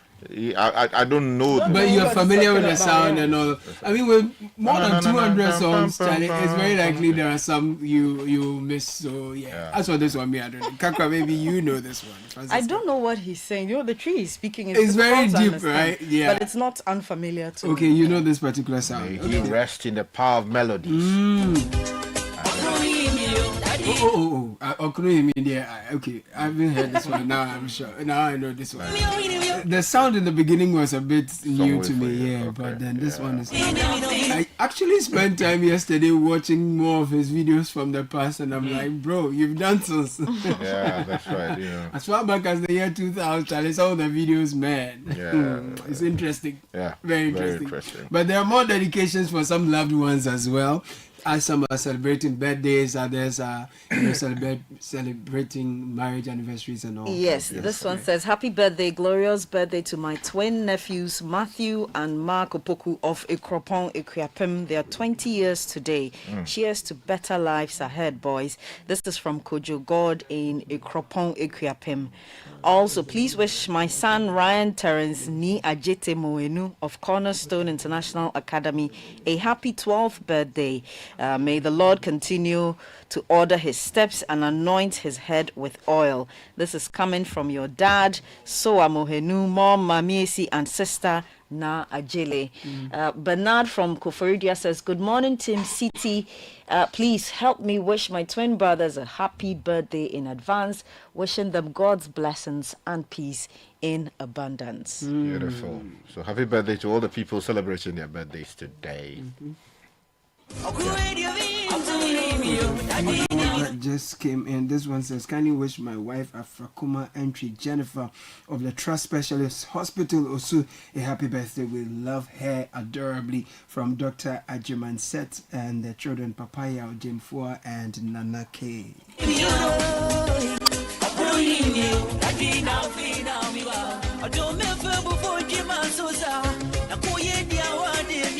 So Richard Sky is in the studio, as is Francisca Kakrafosi.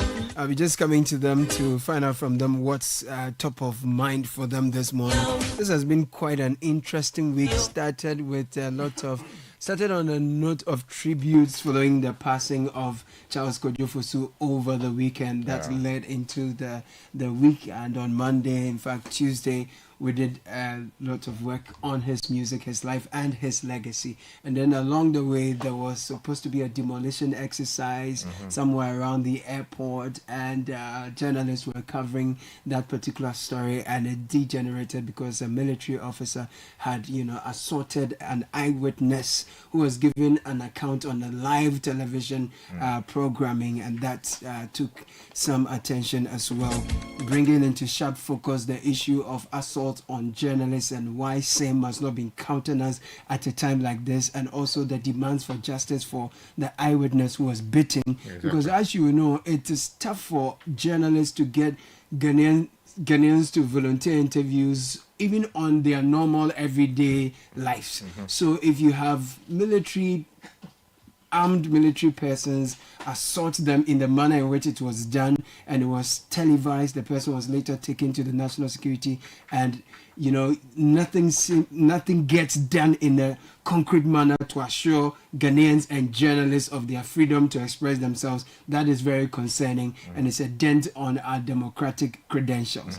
And then along the way, we saw that a letter was written to the former board chairman of the Ghana Airport Company Limited, Paul Adomotri, from the OSP, inviting him for some questions. He did share the details or content of that with us in a very interesting early morning broadcast. Later, before we go to bed, we get to know that he spent the night in the bosom of the OSP. Now, there have been concerns about the issue of bail and whether or not it can't be used to abuse people's rights and all of that. I don't know what's on your mind, but I will get into all of that shortly. So much has happened, so minds are across the place. I don't know what's key for you this morning. I'm very open to hear all that matters to you. I have my concerns. Sky has his kakra, so we'll get into that. But get paid smarter with Zenith Merchant Pay. If you're running a business, make receiving payments fast, easy, and stress-free. With Zenith Merchant Pay, the similar solution for SMEs and corporates. With Zenith Merchant Pay, you can receive payments via mobile money, a QR code, bank transfer, or *966#. Zenith Bank's USSD, all in real time. Also enjoy instant payment alerts and quick settlement and easy reconciliation. No delays, no stress. Sign up for Zenith Merchant Pay today at any Zenith Bank branch and enjoy fast, secure, instant payments anywhere in Ghana. Zenith Bank, absolutely in your best interest. And of course, one of the things I love so much and I look forward to every year since its commencement, the This is Ghana exhibition. Experience the best of made in Ghana products and services at the This is Ghana exhibition 2025. This year is going to be bigger. We're having it at the Ifua Sutherland Children's Park. See, from beautifully crafted traditional items to cutting-edge local innovations, this exciting two-day fair will spotlight the very best of Ghanaian products and services.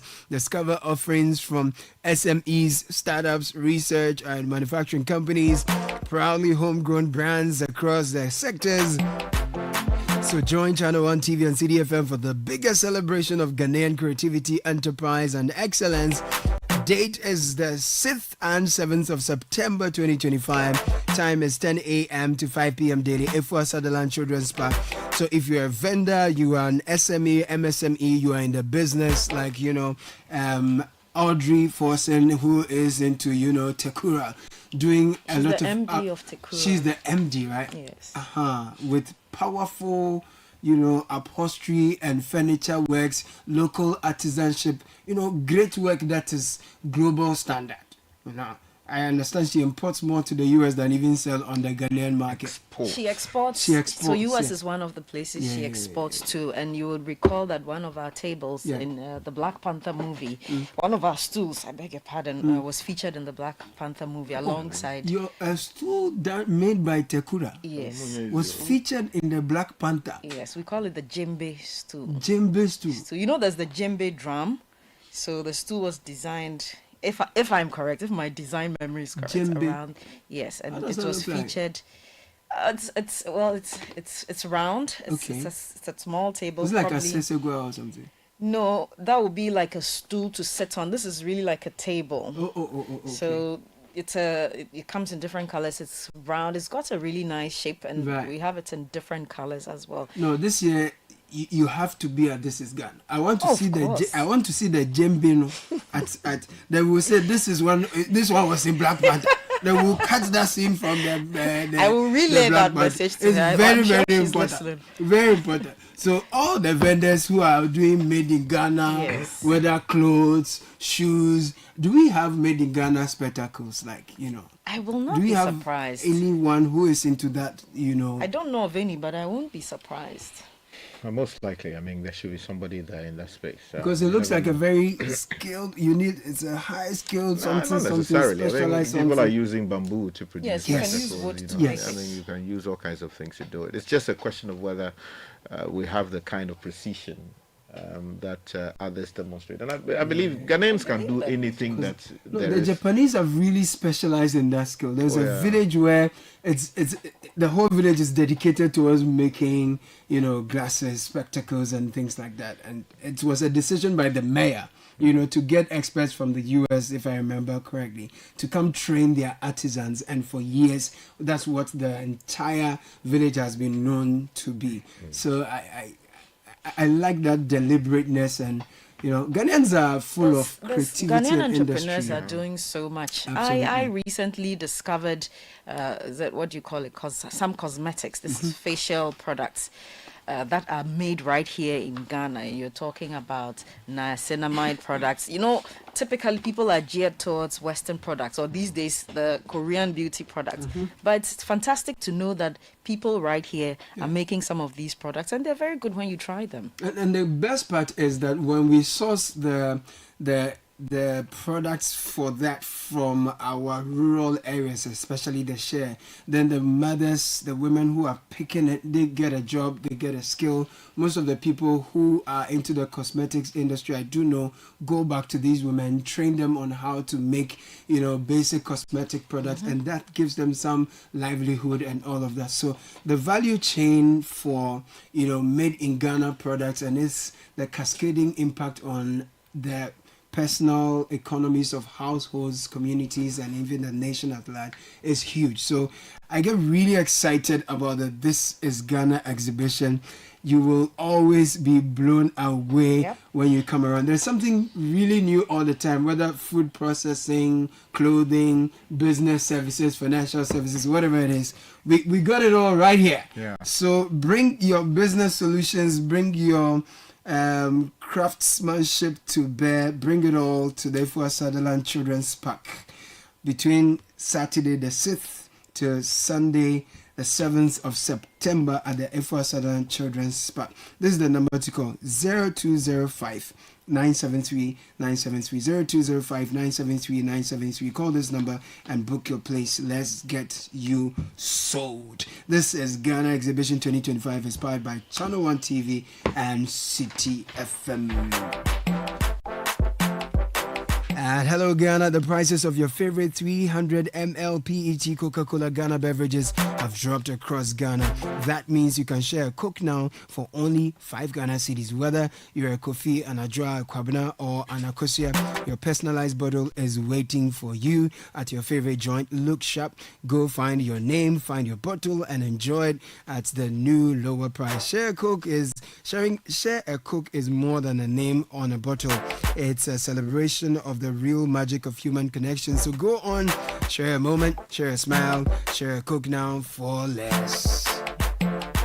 It's 31 after 8, and let me start from Kakra, right? If you're writing down this week in your journal, what will take preeminence in terms of the issues that have come up, those that may not have come up, and the things that you really care about as a Ghanaian? What are the things you care about that you saw this week that you want addressed, you want attention for? And the same question I'll be asking our listeners. The number you can share your thoughts via is 0549 986 996.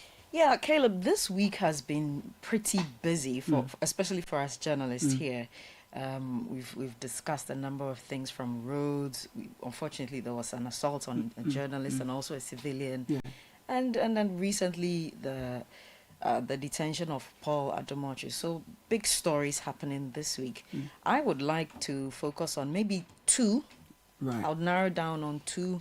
I think that it was good to have the roads minister address the media and also come in studio for people to hear about what the government is doing in terms of the projects, the big push, etc., road constructions that are going on, the guarantees. I think for the big push, we were given a year or 2 of completion. People are looking forward to that. So that's something that I'll pen down. I think that we've had protests, demonstrations.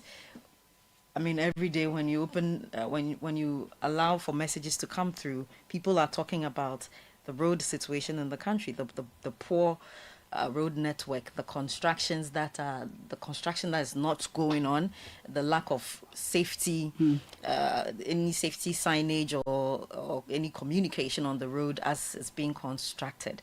So that's one major thing that I would look at, and the most obvious will be the assault of the journalist and also the civilian. The journalist who was doing his job with the aid of a civilian, and the unfortunate assaults that happened under the hands of members of the Ghana Armed Forces. So those are the two key things that, for me, I'll pencil down. Connected to the roads issue was the very sad story of 15 youth members of the Obogo Saviour Church Youth Ministry who perished in a very gory accident at Draso. They were buried sometime this week, and the sight of the grave was very heartbreaking. You know, they just dug a huge trench like that, and you had like 15 caskets of very young people, 25, 21, 20 young people who had so like 15 dreams just buried just like that, simply because they were moving from Kufuria, where I understand they went for a retreat, a camp meeting of sorts, and then they were just commuting back home. And once again, 15 lives, 15 souls, 15 dreams. And there were others who managed to survive, but they've certainly sustained life-altering injuries that will live with them for the rest of their lives. And the memory of losing 15 other compatriots simply because they were moving, I really hope that doesn't get lost on us. The fact that 15 young souls have died, not out of some natural disaster that couldn't have been controlled, but because they were moving on our roads, and our roads have proven to be one of the leading killers, one of the leading causes of death in our country. I have not felt the outrage. I've not felt the impulse and the move to change something as a result of that. I heard the president speak about it, commiserating with the family, but really, I always believe that when citizens complain about inefficiencies or the major problems that they experience in the country, and there's nothing done about it, or nothing adequately is done about it, there's a certain fatigue. So I understand what you mean. Road safety is something that I covered in my early days as a journalist, and reporting about accidents, seeing people perish, seeing gory scenes from accidents is unfortunate to talk about, but it's something that I've seen for the longest of time, and we continue to talk about it. I remember doing a documentary called Killer Roads, how our roads were essentially killing people. For me, I break it down into two parts. There's the state, and there's also the individual, and the collaboration, or the unfortunate collaboration between the state in terms of their inertia or their inefficiency, and also the indiscipline on the part of individuals is what results in the carnage that we see on our roads that undertake our own lives. It's a shame, but we'll keep pushing. We'll keep this conversation going. Sky is here, and I want to know what stood out for you, what's more concerning, how differently should we approach what. So generally, the weekend review. Well, I mean, of course, we heard about the demise of Daddy Lumba, a great icon, and one of the major exports we do have as a country. For many people, including myself, we feel that that's going to create a huge void that for a long time we are unlikely to fill. Of course, we would produce other great musicians, but never will we have another Lumba. And therefore, I think as a country, there should be a befitting send-off for one of Ghana's very best. And it's unfortunate that people are saying all kinds of things in relation to things being organized in order to internalize, immortalize, if you like, his memory. Yes, the living will still do things that have got to be celebrated, but in talking about how we celebrate those things and how we engage national attention and drive them towards those things, I think we should have some respect for the memory of the dead. What people say online and all of that, it's particularly disturbing how some people can just, say the kinds of things that they say. I'm happy that the government has announced that he would have a state-assisted burial, which is to say that, strictly speaking, it is not state burial, which normally will be reserved for sitting or former government officials, or in a certain category. But in this case, the state is supporting the arrangement of the funeral and related issues, because I cannot imagine such a huge pillar of our arts and which industry is it? Music and arts. Exactly, going home to the majority. And it would be on a note that is not befitting. I think it is great that the president or the government says that they will be doing something in that respect. And we should also use the opportunity to celebrate him properly and immortalize him. That is to say that something should be done which, for so many centuries to come, Ghanaians who will be born after us would say that there once lived a man, Daddy Lumba, who did A, B, C, and D. That is not to say that I don't recognize the division out there. Some people believe that, his music invokes something that they don't like and blah, blah, blah. But, that's the arts, the world of arts and music. And we can't do, unless you want to legislate against how people express themselves and the outputs that goes out there in celebration of music and all of that. That having been said, and let me also use the opportunity once again to wish the family the kind of strength that is needed in times like this to be able to process and put up with the challenge of losing a loved one. It is not easy. Yeah. The passing has also brought out some of the greats we've seen on screen over the years. For instance, I saw Grace Omabo of what do you call it? What's the name of it? By the Fireside. By this Fireside fame. It was somebody I saw when, those days on black and white television. You go and sit, and watch by the Fireside. Tikuma and Anansi will be doing their things. And she will be telling the story. Someone. Exactly. And watching her in the Mogu and things. Exactly, and they will be doing. They will be doing this thing. And we always aspire to be, at that level. Yeah. And seeing her yesterday in her grace as an elderly woman now, it reminds you of growth.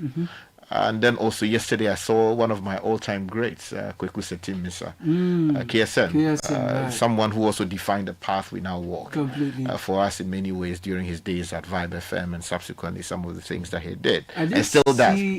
I saw also Pathomas. Yeah, that's right, Pathomas. Exactly. He was leading Jama with the boys around. Yes. So quite interesting. Yes, for a long time you don't hear about these people. Then you know that, look, age has set in. Life is happening. It is like that. But then also it raises the issue of whether our arts space is developed enough to eat, because as for the art space, no matter how old you are or no matter how challenged you may be, in some cases there are always opportunities for you to keep exactly. I know KSM still does that through his YouTube channel, and then also once in a while he does shows here and there. Now he's even diversified into hospitality, which is great. There's something on the hills. Exactly. So that's it's just to mention, it's good that you bring out other legends as well as Daddy Lumba, like you talk about Grace Omar. But the big question for me is that, do these guys ever get national awards, especially while they are alive? And that's a big issue. As to what constitutes national award, in the sense of, okay, is it the Ghana music thing we do, or the movie thing we do, or should it be, say, a national recognition? Exactly. And you see, that is also another thorny matter, because the impression is created that if you are in government, then you give it to your cronies and people who identify with what you do. Or those who use their creativity to support your political cause. Exactly. So I think it calls for a redefinition of that whole space, so that, look, if we are giving this award to Caleb, we know that you have done something substantial, Yeah. and people across the board agree objectively that you merit what is being given to you. Kaka, thanks for that point, because that I think last month, the president had asked that Ejako Nimo be searched and celebrated before he passes, and there was actually a delegation that went to visit him at his home, and you could see from the videos he was tear drenched, thanking the state and the president for being thoughtful of him while he's still alive. I think we often miss sight of our legends while they are here, and of course the passing, which is like the permanent departure from us, will evoke a lot of pain, and it will bring out a lot of tributes the way death does. But the call is that we should be more deliberate about how we honor the people who have served us with their talents and their abilities over the period. And that even leads me to think more closely about whether or not we push our own, whether or not we enjoy our own. And I think we should also use this moment to remind ourselves that we have really great artists here, whether they are musicians, they are into movie or whatever it is, and push them, because you can go to anywhere to have an evening time, and all the songs you'll be hearing for 15 straight minutes are from our neighbors. You see, I identify with that, but I'll get back to it. Yes, there's a point I just want to make quickly. You see, what we don't realize majority of the times, in my respectful view, would seem to be that many don't see these spaces as our greatest potential to reach out or to go into the other world, and I'm go beyond the borders of Ghana. Because look, there have been times I got passes elsewhere outside this country because the person making a decision came in contact with a particular footballer or a particular musician, who's from here, or a particular lecturer who happens to have come from the Republic of Ghana. You understand? So yes, you may be a minister doing your great things, a member of parliament doing your great things, and all of these other people who are normally the people who are lined up to be given awards. They contribute their quota. I don't have But out there nobody knows you. Yes, so you see, imagine, I don't think that anybody or any university has sat down to do a proper research on, say, how much in value the late DL's discography is worth or has brought to the Republic in terms of value, in terms of what you can, what is tangible and what is not tangible. Do you understand?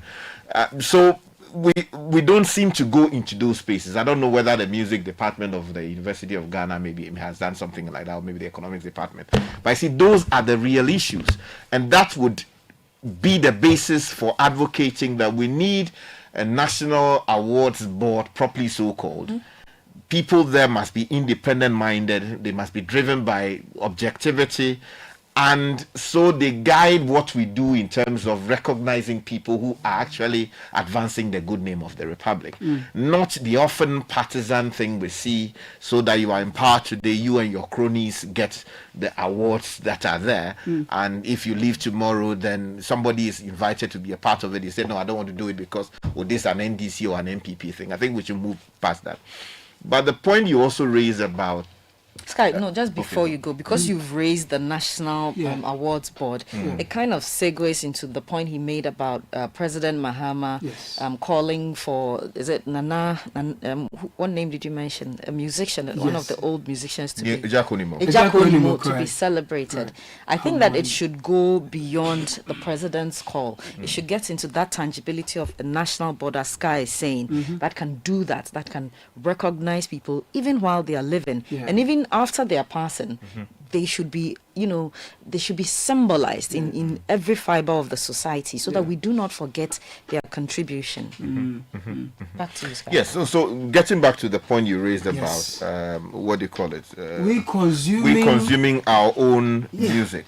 I mean, it's a very difficult topic for many reasons. Sometimes people want a certain expectation of handouts to drive consumption. That's true. So you go across many radio stations, the allegation you hear is that, they want, the DJ says that you should bring something for us to play it. The payola. No, now that's to wet to the ground. Then the question is, you're playing a music, a product from, say, the US, the UK, or the US. Have they brought you something? No. But you are playing it because you believe it is in vogue, right?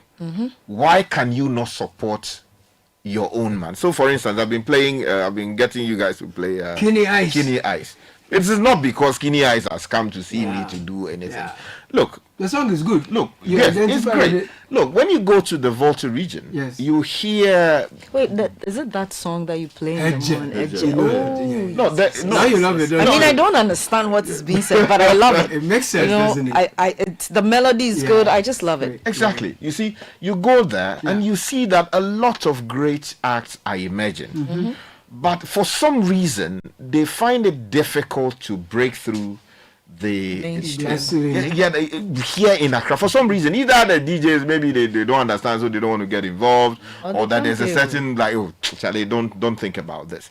I take people, like colleagues in my car, right? And then I'm playing the thing. They say, where is this music from? They say, Charlie, but this thing is from, the region and blah, blah, blah. There are gatekeepers. Yeah, so you see, that is the problem.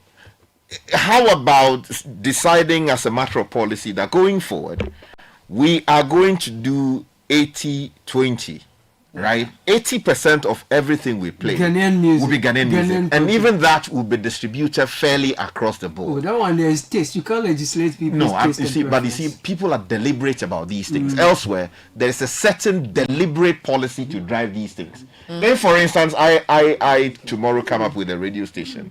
Of course, depending on what I'm minded to do, the question will be, how do you fairly distribute what you play? So that everyone feels a part exactly, of it. Because it can't possibly be that in the north of the country, there are no musicians emerging from there. This guy from the north, what's his name? The big guy, I've forgotten his name. The one who filled the stadium. That one, not Kina Isova. No, it's a much younger one. The one who why be say Amario? That's right.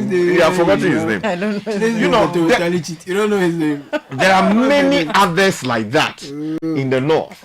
If you go to the Nzima areas, there are people who are emerging, who are playing great thing. Fancy exactly. But you see, then you have a situation where the music is sort of confined to just the north. If that guy is able to pull the crowds he's pulling there in the north, right, it's possible that he can repeat that here. The point I'm making is that there is a certain tweaking of what we play, the playlist, in a certain direction. That influences the taste and appetite of the consumers. Which is not good. But look, if you go on TikTok these days, there is a dance, this Heje thing. Look, I mean, when I watch the boys and the girls do it, like I marvel, right? It's like they have corrupted the Agbaja, the way the hand movement and the leg movement goes and all of that, in a way that is almost modern, but still reserved in tradition. You understand? And it is a dance form that you can sell to the rest of the world. Because it's beautiful. There's something about it that is beautiful. So I think that the point you have raised is an important point. We should do a lot more as a country to consume that which we produce locally. Majority of the times, I am playing local music.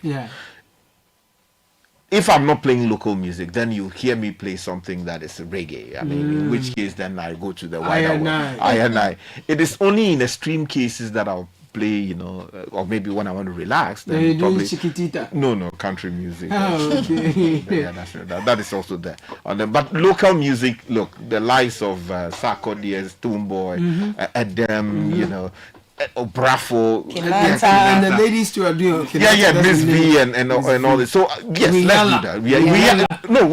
When I was studying. Yes. When in my very difficult moments, when I was beating, it was always playing in the background.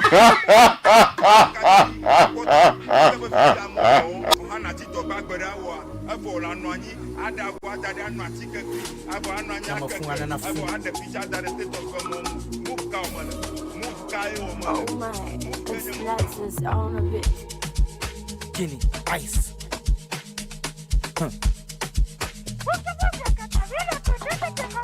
Roblonya nyama kamu nyama lezu meledu haja. Malinko kanata migbona pakla kota greje. Migrena meri kwa ya do pavé. Boba mouvement de la street aji. Na for the kale ya me ya bole tiklo dwe mile du ko ke moi me plain. Haja. Timananga kota greje. Edu haja.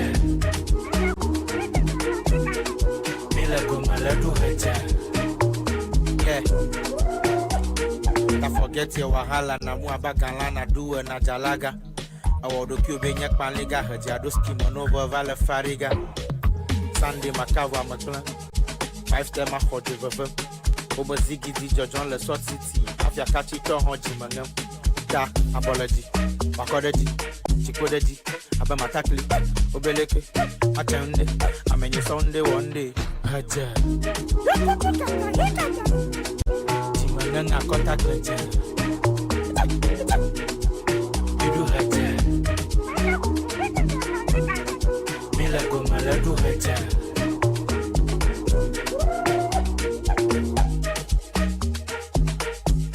No, so that's the song, you know. Yeah, that's right. I mean, Yeah, it's he's doing great things, and there are many others like him. I'm saying that if you go to Frontierland, if you go to Winneba, you go to what do you call it, Gonjaland, West Side, Charlie, there are all these, and you see, all they need is an opportunity to be able to break out like that. Yes. There's this, for instance, this new one is Enam. Yes, Enam.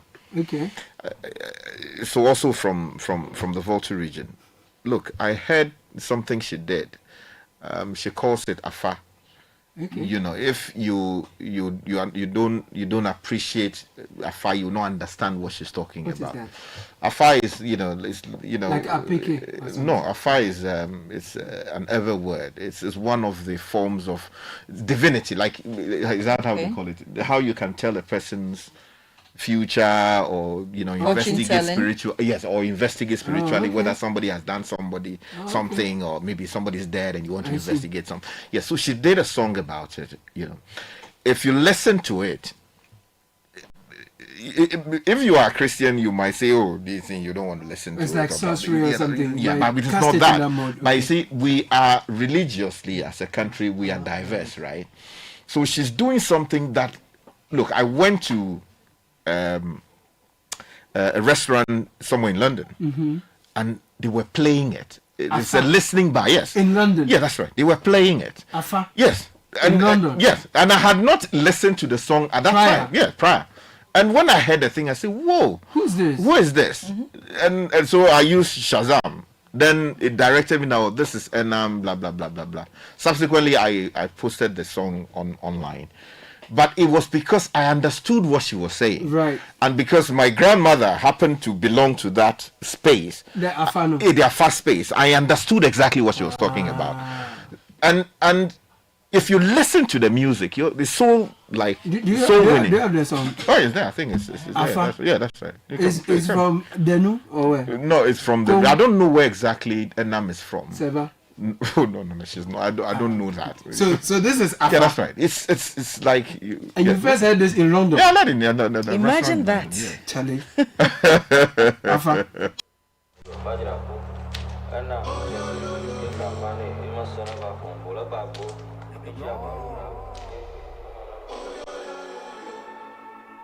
I got that karma glow, so oh viviti alam lenyo no salo. Afa madala po, afa marajo, poli olifun, gata fakala marajo, poli olifun, yeah.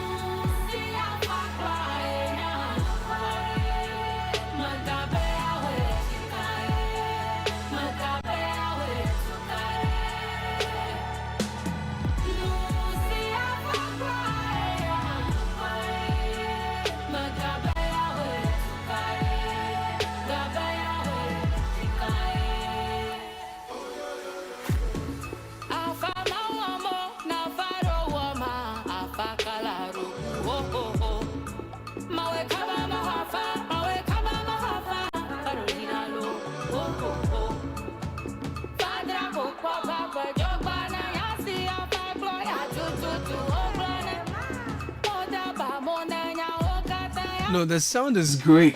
You see the sophistication. But you have to explain what she's saying, because I've been trying to see if I can understand a thing or two. So she's saying that a farmer than lakpao. Yes. A farmer wunam. Okay. You understand? So the afa doesn't lie. Yeah. Afa doesn't kill. Doesn't kill. Okay. Right? You know, and magate kamakla will sell.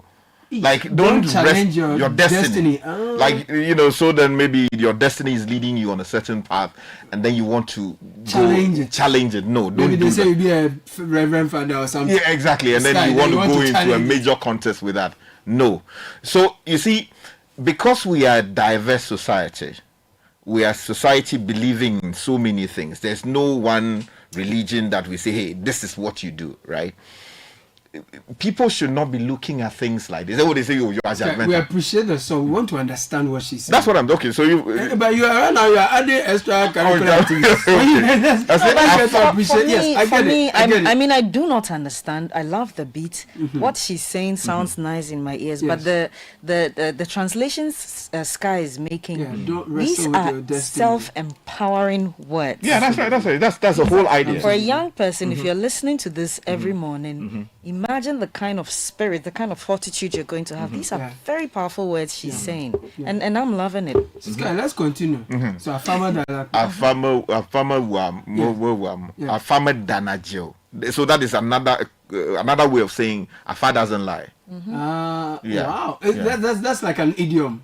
Yeah, so Madanajo. So it's another tongue within the ever, you know. So Daje will most likely be the Gengbe, which is the one that comes from across the border from Togo. I see. Farmer Daje or Daje. Daje is salt, isn't it? Daje, like you have lied. But I just want to break it down. I don't know whether it may not make sense that way. I get it. So what else does she say here? So she's saying that, you know, Yahweh Kabane Ahofa. I want to hurry up and get like Alpha divinity. I don't know how to use the English language to explain it. So, you know, there are people you go oracle? to. No, so not necessarily oracle. So when you go to them, they put some and things on the floor, and then they do some things, and they tell you that diviners, right? Maybe they will say that you did this or you do that. In the Bible, they were doing that thing. They will say that you did this or you did that. So they cast lots. Yeah, they do that. Yeah. You understand? The person who is doing that is not minded to kill you. He's not doing so to alter your destiny in any way. He is telling you what he has seen. Right. You understand? While you may believe that, okay, maybe the Osofo who will tell me this, or the Malam who will tell me this, and let me believe it. They also have that part. You understand? But those are the words of the music. But if you sit down and you internalize just the instrumentals, the rhythms, and the flow, you come to realize that even with the Ever language, previously people would tell you that, you can't sing with Ever because it's too strong. But listen to that. Yeah. It's a beautiful melody. It's a beautiful melody.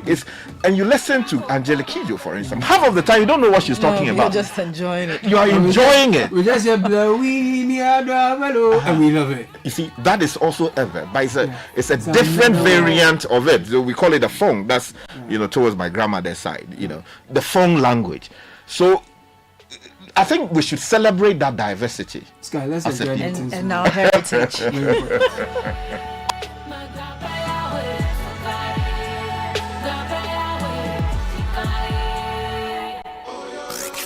Unleashing the power of relevant radio. This is Citi 97.3. Now my phone, my like bed, my dark bed, my ligne. My dark bed, I like bed, my ligne. Now my phone, my like bed, my dark bed, my ligne. My dark bed, I like bed, my ligne. My dachira ni bana mama nyo. Ajaba mahanya ya ya. Magahara ni bana tabinyo. Ajaba mahanya ya ya.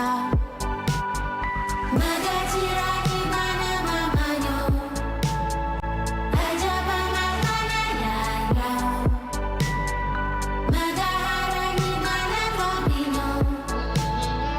Ajaba mahanya ya ya.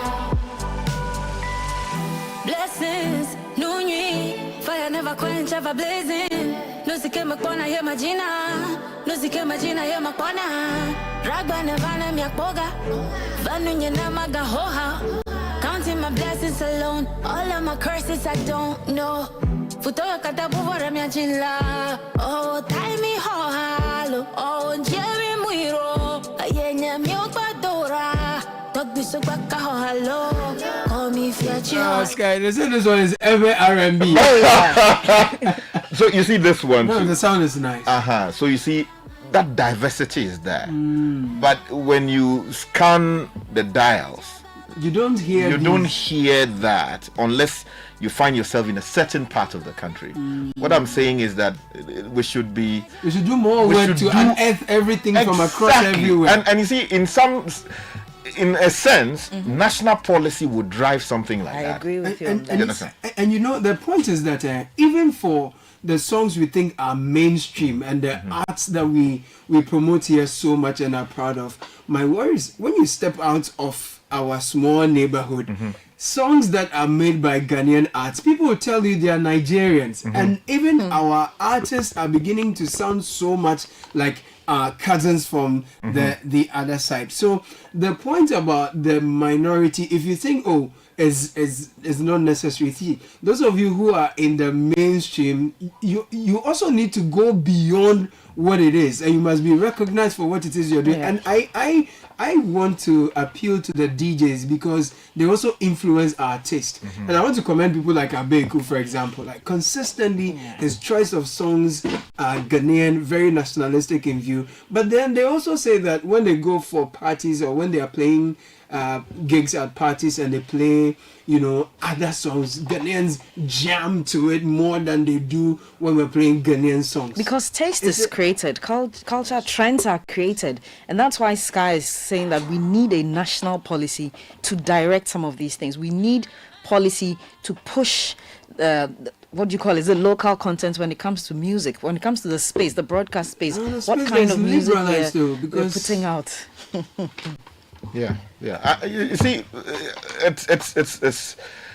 I mean, why should I discover her in London? I'm embarrassed actually. I've not even heard this one. So you see, I understand she was doing something. I Over think there. she contested in some Ghanaian something Contest like that. Yeah, over that's there. Locally here. Yeah. But I'm saying that you go into a listening restaurant, and then you listen to you because it plays in the background, right? Yeah. Playing in the background like that, and then you say, oh whoa.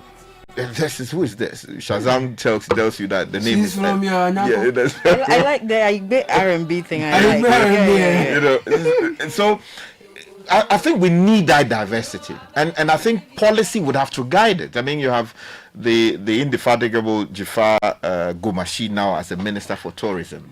I guess when we talk about local content, we should not reserve it for only matters having to do with mining. Exactly. We should deliberately drive policies that would encourage a lot more people to go out there and try their hands. You understand? Because what it does is the moment you build the industry, you empower people to go into those spaces. We have 30% of our youth who have nothing doing. Right? They are unemployed. With a lot of creative juices going to Exactly. waste. So if you can export that, because this they will listen to in London, as I told you, in Benin, in Nigeria, whoever appreciates good soul-searching music would listen to this, and in some cases the person doesn't even need to understand what is being said. No, I agree. R&B. There's something emerging known as Ever Piano. That's where Ever Piano. Anyway, let's listen to another.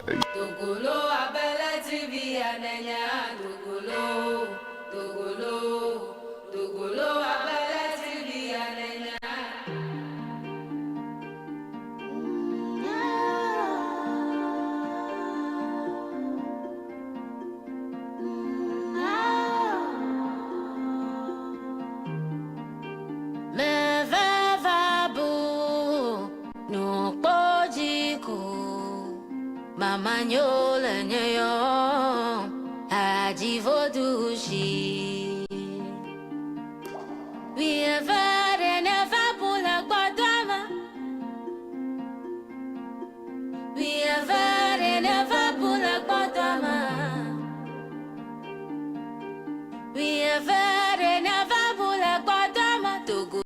abala trivia nanya. Never bula bodama dogolo, abala trivia nanya. Dogolo, abala trivia nanya. Dogolo, abala trivia nanya. Dogolo, abala trivia nanya. Dogolo, abala trivia nanya. Dogolo, abala trivia nanya. Nanya. Dogolo, abala trivia nanya. Dogolo, abala trivia nanya. Yes, Kai. This time In this one, she's saying that so emerge, step out, move out, like the star that you are.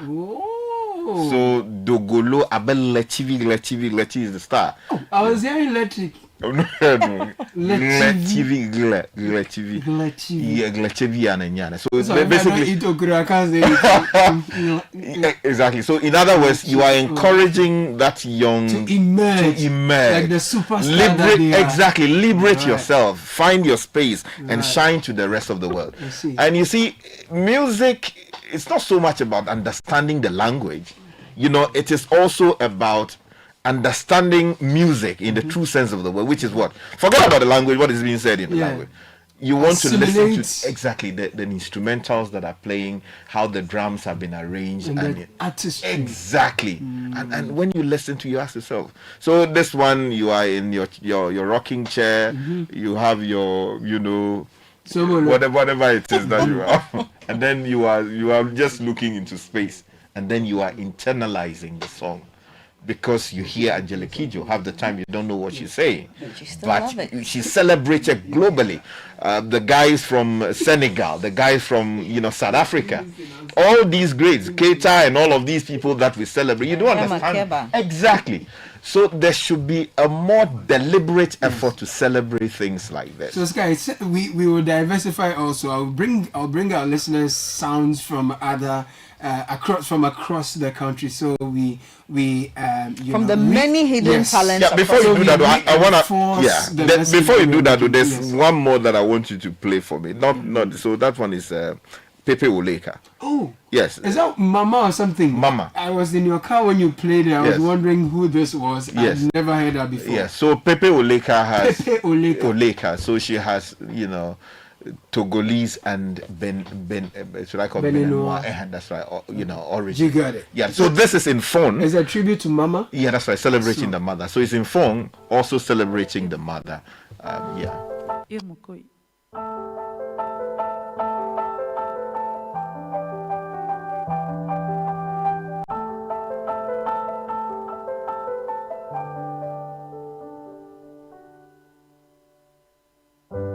Hey, Mama, ewe nuena no hodo, wanito e mado podo, adonando vito e sile.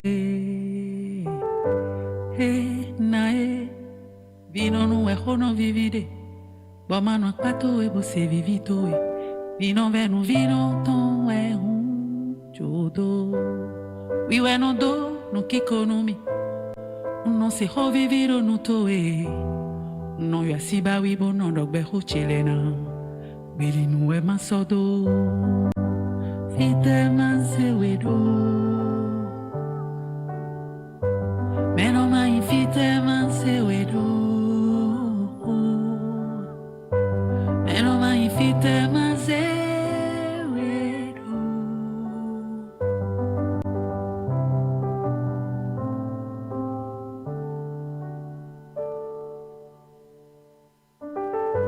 Hey, Mama, when I have widote, Vino mando venade, when you adidona senwe, adidodo, ho eni hojo ho, where no no mie, meno, ne ajolo manze wedo, do ado vivinu beche, na ere pero, vino ve ajidonu.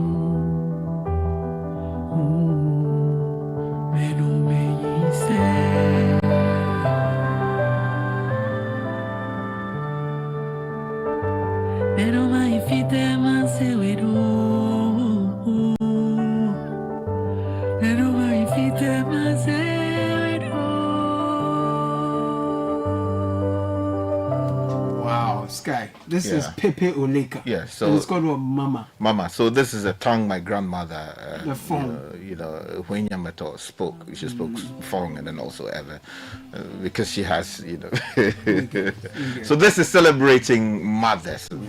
Saying, look, I mean, I don't know where on the pedestal I can put you, Mama, for all the things that you have done for me. I was learning the language, but I couldn't properly internalize it.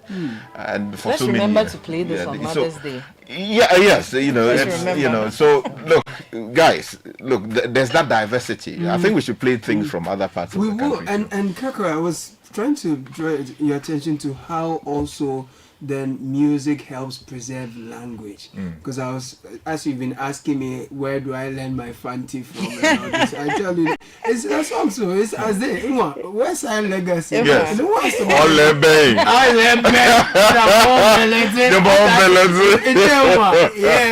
The music really helps codify the language. It preserves it, and you can transmit it, socialize the next generation with the language. So the more we consume the culture is in the language. Absolutely. And so the more we use the language, as Sky singing this song that is celebrating mothers, it should tell you that in this continent or in this country, celebrating mothers is important and something that we do. Very, very crucial. We have some of your messages, but I'll bring you more sounds across the country. 0549 986 996 is the number. Many of your messages are coming through. But Abeku, where are you taking us? Will you do Nagatita? Lona Nagatita, Tena Kinga Kamade, Anakuena, Au, and you're going Mabari, Anakuwe, Weno Basi, Awenu Masilo. That's Leno from Wayala. I tell you, the song they be.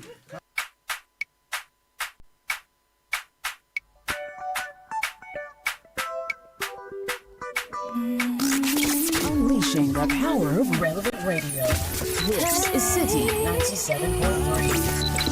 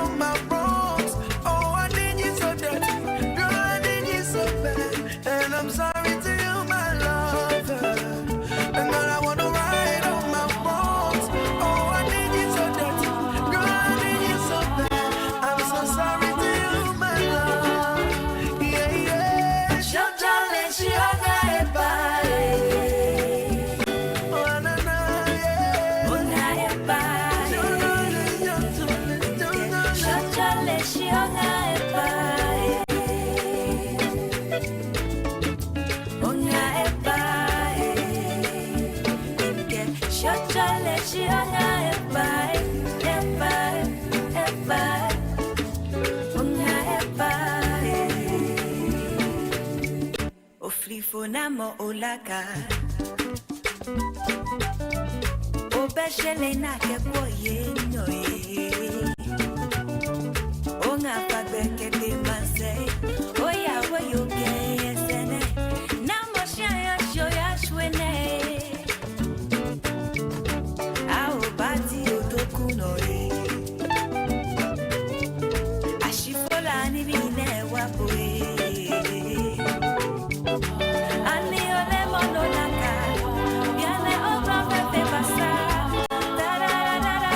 You see, so we've come from the eastern side, we've gotten to the the national capital. Yeah. That we will, we are doing heritage caravan. So you see, someone would lie from to the you. Voter region. We've come to our landlords. The middle belt of the coastal line, yeah. These are the landlords. Yes, they hold the national capital. Exactly. She won't want noni. Ashishi nankwe. Yay. She won't want noni. Ashishi nankwe. Gay. Yes. So the point is, you see, so someone would lie to you that look, you can't use gun to sing, and that it would not be nice. In the show jolly. Yeah, that's right. Yeah, you see, that's. How can you understand? You ignore the lyrics for a moment. I mean, just listening to it as someone who doesn't even understand the language. It's a beautiful song. It's a beautiful song. Absolutely. Yes, sir. So let's celebrate that diversity. And policy should be deliberate and project things like that. Absolutely. If we do that, you will be surprised. Somebody who is a B-mobile, somebody who is a whatever, somebody who is a Guan, he would emerge and become a global icon. Sure. Because half the time, the people who are winning international awards, we don't understand their language. You don't understand the language, but it is music. And it's the richness and the depth of the storytelling and how authentic it is. Exactly. That makes it unique from what the world is offering. Exactly. So let's see it in that light, and I believe we'll go places. Very important. This one, we're friend of Antama. I say, you look at west side. And what, you ask which, the last man, Antama.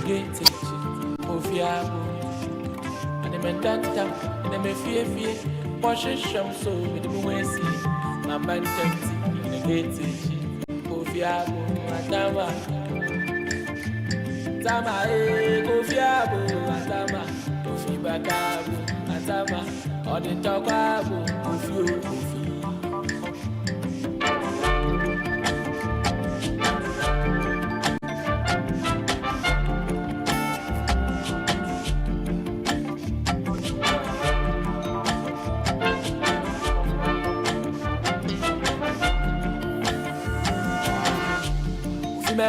Kofi menko, Sabasha na Kofi wo.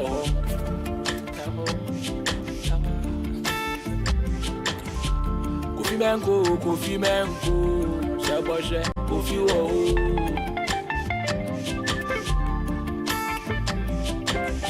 Kokona nena jina ninja nukono, akroma lecheno. Abane nenyi asinu Kofi, niwe bebro. Sama makaenti yo, sikantanta mini baby yo. Dumaden nani suban, nabra pai joula pan. Ay sukuri yo Kofi, yakusami yo Kofi. So adini yo Kofi,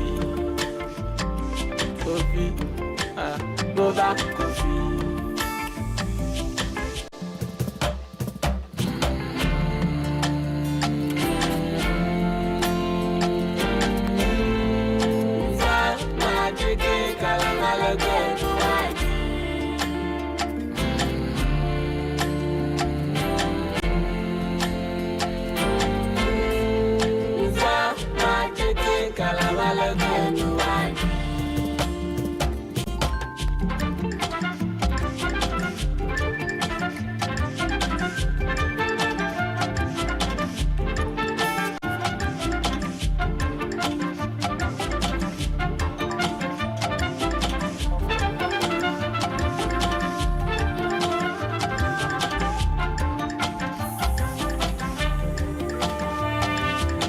Oh my goodness. So good. This is music for the soul. Oh my God. And Kaka is teaching us a dance to go with it. Apatampa. Oh, why understand? So you use both palms. You do a tap on your thighs. Okay. So there's a certain rhythm. Pa pam. So you do pa, and then you hit your chest. Okay. Pa pam. Pa pam. Okay. Pa And it goes with the rhythm. The rhythm. Yes. Oh, but what I loved was you could hear traditional instruments. Imagine meditating with this song. Exactly. You could hear every single instrument that is being played, from that cocoa sound to. I thought I heard a xylophone in there. Oh yeah, I mean it's like everything is their song. Yeah, it's the United States of Africa. That kind of arrangement. That kind of arrangement. You know, we have it. Let's celebrate that diversity. This is Ghana.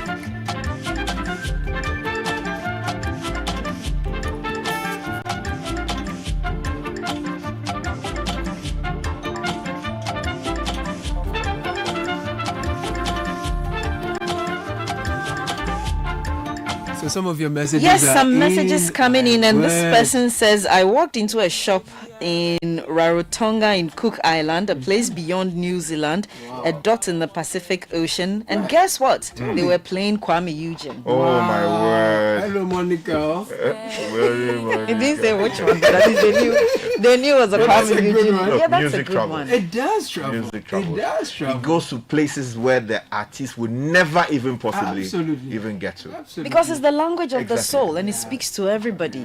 Okay, so here's Kluje in Ho. He says, oh, Sky, listen to Enam's Libation. It's so nice. Yeah, it's the second we play. Yes, Kwame from Newton says, good morning, CBS. I know Enam. She used to do rap, and now she switched to soul songs. Okay, SK. Yes. SK says, Enam is great. You may also play this from Enam Libation. I think Caleb alluded to us playing that. Another great tune from Enam is the Haji Vodushi. Haji Vodushi. Haji Vodushi. Yeah, singing priestess. Okay. Kofi from Lomnava says, hello. Lomnava says, hello, Caleb. Could you please give us the title of the Aigbe R&B?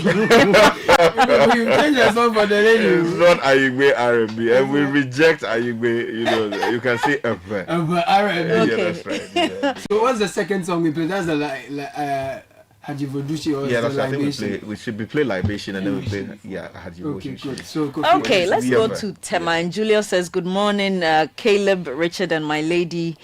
Please, Enam is from Kliko and trying to bring out our trying to bring out or explain things from the Ewe culture. Okay, the challenge. Oh, I see. Now I understand it. Now I understand it. Because the Kliko area is close to the head office. my grand. Is it close to the head office? Yes. My paternal grandmother. Is it close to the head office? Yes, from that enclave, and this. The challenge she taught is that me many of the things I know. No, let's not go there. The challenge is that the speaking and ability to understand Ewe and other language songs or other songs in different languages is limited and not flying, unlike the Chi. Good morning, Citi. Please try and play Safia from Walasi. It carries a lot. This is from Abovo James Doe. Sure. My 2-year-old couldn't stand but nod his head in rhythm to the you said R&B and drum along. Sky, thanks very much for projecting Enam and others. Please add Chief 1 to the list. You just gave out my playlist when I'm down. These artists have very inspiring lyrics, and that's Mausi from Sweden. William Intema, Prince William Intema says, Caleb, can you imagine this young lady collaborating with Wiyala? And I believe she's referring to Enam.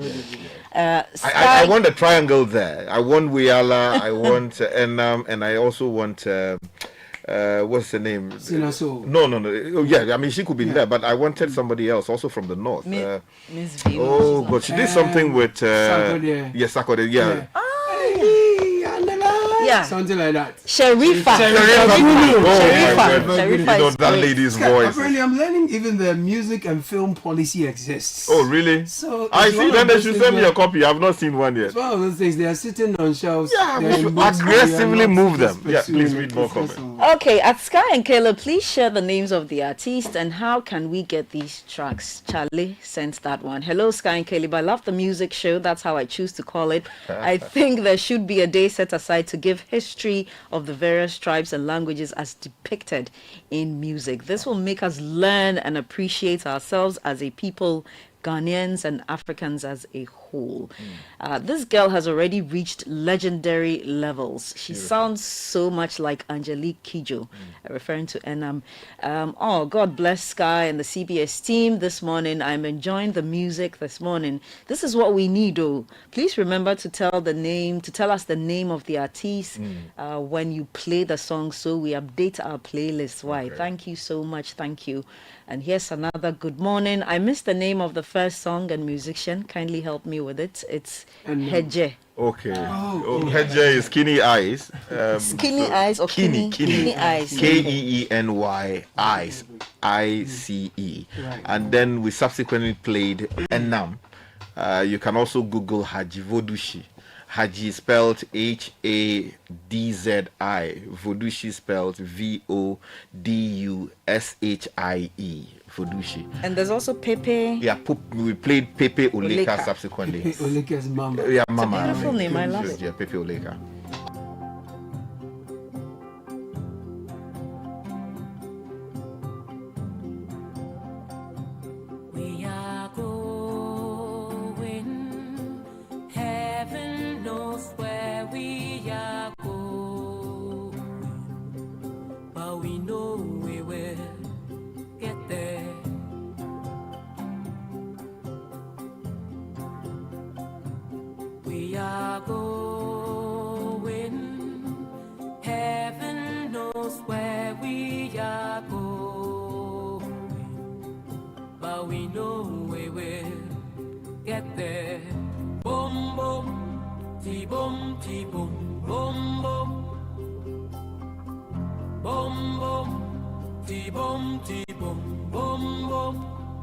We will get there.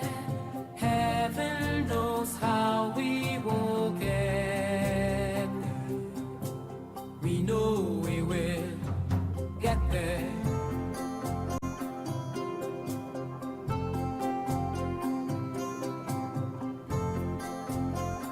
there.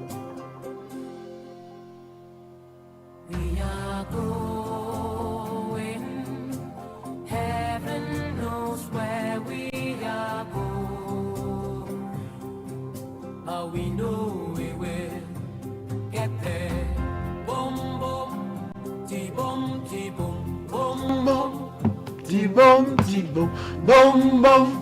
Ti-boom, ti-boom, boom, boom. I see the... It will be hard, we know that the road will be muddy and rough, but we will get there. Heaven knows how we will get there. Oh, we know we will get there. My gentlemen yes. in the studio, you Yes. have amazing voices. Bless you. I mean, unfortunately, I can't Thank sing, you. but I'm really loving your voice. At some point, I wanted to be a musician, but Hey, this man. they say the Bekwi, I'll be something Bekwi. It will pass your head. Meanwhile, I don't even to see that thing.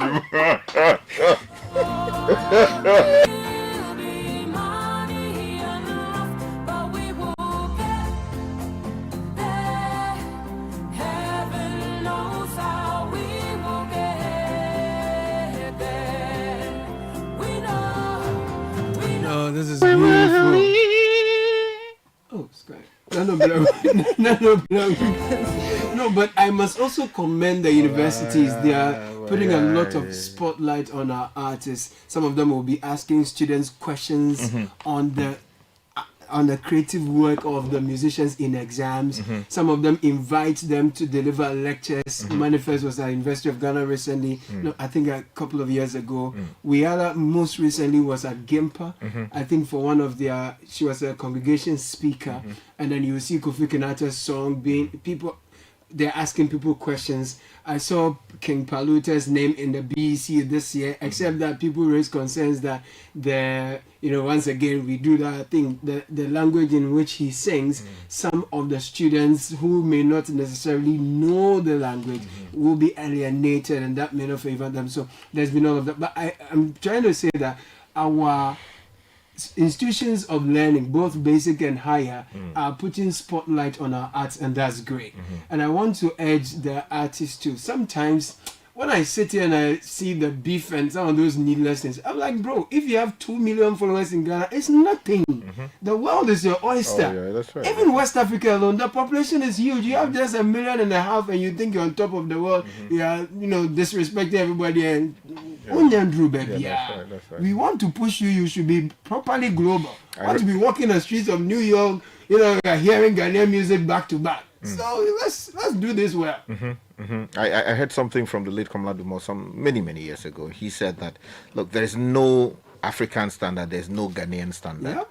There's only one, standard, which is the global standard. So I think whatever we do as a people, in whatever corner we are doing it, let's aim to reach the highest possible zenith there is to reach. And this thing, the tune we're playing from Wiala, it's a rendition of Osibisa's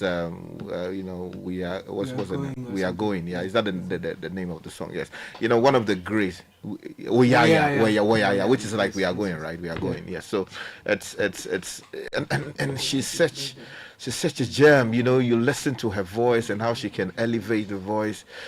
I mean, oh my word. She's world class. Absolutely. We'll just take a very quick break. When we're back, there is more 97.3 Citi FM. This is the City Breakfast Show. Caleb Kuda with Richard Delaskai, Francisca Kakrafos, and stay with us. Unleashing the power of relevant radio. This is Citi 97.3. Always busy on the go. Tap the app, you're good to go. Big dreams, little time. There's a boat for you to ride.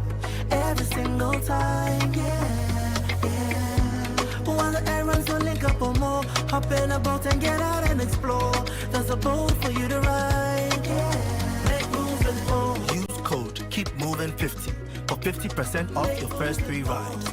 Download the boat app now. Make moves with boats.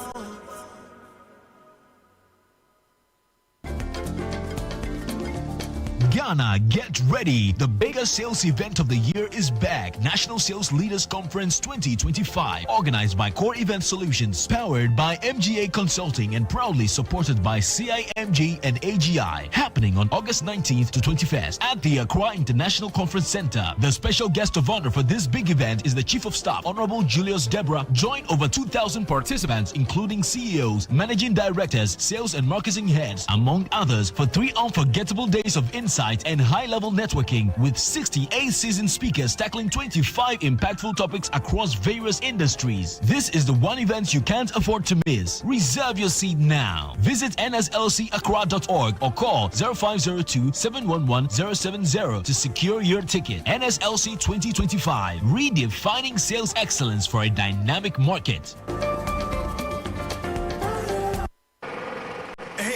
What goes into building quality structures? I mean, literally, what goes into it? Wujaf, you don't want to be sitting here somewhere worrying whether or not you did a really good job. It'd be a very simple equation. If there's no diamond cement in the mix, massa, forget it. Don't start cry. Menye, diamond cement has been providing builders, block makers, and construction companies that peace of mind for years. Diamond cement is 42.5 R grade cement. Unbeatable quality made right here in Ghana. And because we have your pocket in mind, we provide 32.5 R grade so that everybody getting on. No long talk, Jack. If there's no diamond cement in the mix, don't start. Locate Diamond Cement Ghana Limited nationwide with factories in Aflao, Takrade, and Buipe, or call 0244-313-368 or 0540-111-978 or 0202-021-175. Diamond Cement, still as hard as a diamond.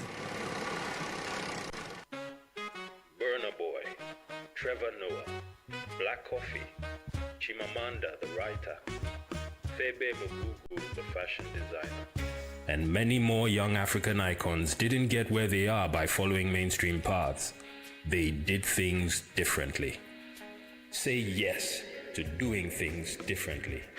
Say yes to the creative person within you, the maker, innovator, entrepreneur.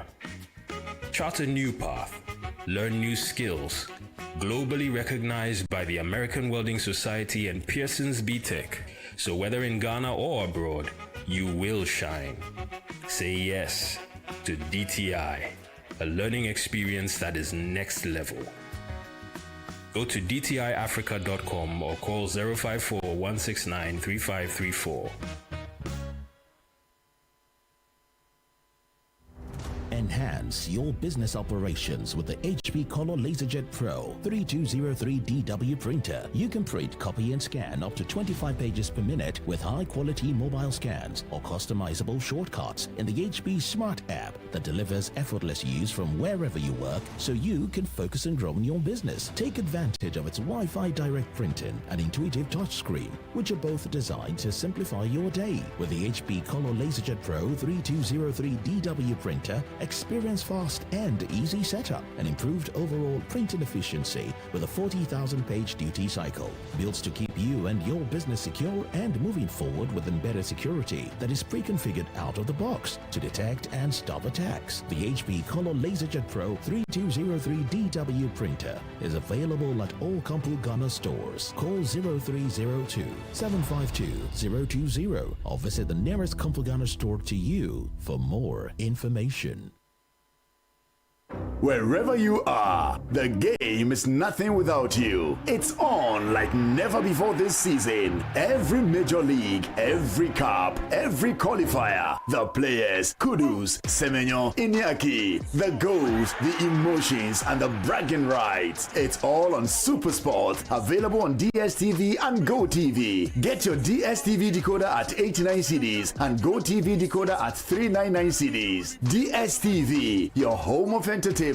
Go TV. Love it. Charlie, where are you? Bossman, I'm at the bank. Really? But your car is in front of your house. Bro, my bank on my phone, Charlie. Oh, how? EcoBank, bro. With EcoBank mobile app, I can do everything, anywhere, anytime. Listen, I just checked my account balance, paid Ahmed's school fees, and sent money to my grandma at Wale. Oh, wow. Wow. Massa, just download the EcoBank mobile app from the Google Play Store or the App Store or dial *770# and be your own bank manager. Manager. Whether to pay bills or fees, to check account statements, send money across Ghana, abroad, and more, EcoBank mobile app has got it covered. EcoBank Mobile, making everyday people live everyday lives the EcoBank way. EcoBank, the Pan-African bank. This is the City Breakfast Show, the city's biggest conversation. The City Breakfast Show. Rise above the noise.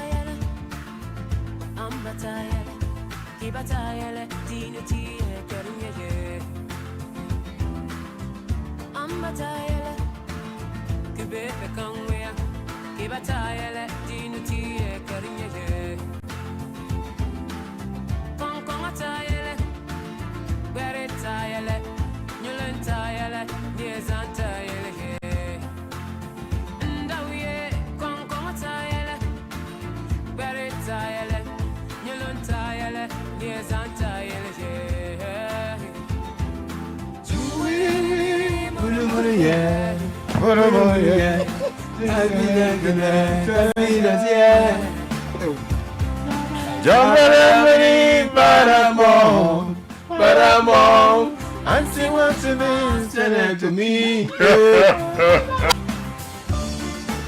My goodness. And I don't like to cut into this one. A sun and moon, that's what it means. And if you read the understanding, it's such a beautiful piece of work telling you about seasons and times. The sun and the moon, they both shine at their own pace. So the sky is large enough for everyone to shine. Beautiful message in there. It's a quarter to the top of the hour. Some quick announcements for you, and then we have a very quick interview with the Minister for Trade, Agribusiness and Industry on the Agribusiness Forum and what opportunities there are for you. We'll plug in that very quickly. Hello, Ghana. We're excited to introduce you the second edition of the biggest sales gathering. It's the National Sales Leaders Conference 2025, organized by Core Event Solutions, powered by MGA Consulting, proudly supported by the CIMG and AGI. The event is happening August 19th to 21st at Accra International Conference Center. Our special guest of honor is the Chief of Staff, Honorable Julius Deborah, along with top business leaders Michael Abiu, Dr. Abiba Zakaria, Dr. Ofari Sapon, Dr. Daniel Macaulay, Professor Ebo Hinson. Join over 2,000 participants, including CEOs, MDs, sales and marketing heads, among others, for 3 unforgettable days of insights, high-level networking, etc., etc. We have over 68 seasoned speakers tackling 25 impactful topics across industries such as banking, insurance, hospitality, FMCG, media, as well as oil and gas. So you can't afford to miss this one. NSLCACCRA.org. So NSLCAccra.org. Call 050-271-1070 to secure a ticket. Redefining sales excellence for today's dynamic market. That's what we're doing. Now, if you want a bachelor's degree at a fraction of the cost, looking for a vibrant student experience in a community that builds your confidence and equips you with real-world employability skills, enjoy all these and more with scholarship available to support your academic journey. Lancaster University Ghana is where you go. 0278-656 274 is the number to call. Lancaster University Ghana, the only British university campus in West Africa. So let's jump onto the phone for a very quick one with the Honorable Minister responsible for Trade, Agribusiness and Industry, Madam Elizabeth Ofosu Ajari. Good morning. Thank you so much for joining us, ma'am. Good morning. Congratulations on a very successful agribusiness forum. Let's take your key takeaways from this particular forum, Agribusiness Forum. Thank you very much for the opportunity. I've just ended Agribusiness Forum. A lot of takeaways were noted. The first, in not any order of importance, the first is the need to align the policy with Ghana National Agricultural Investment Plan to ensure policy coherence and direct investment through a unified framework, number one.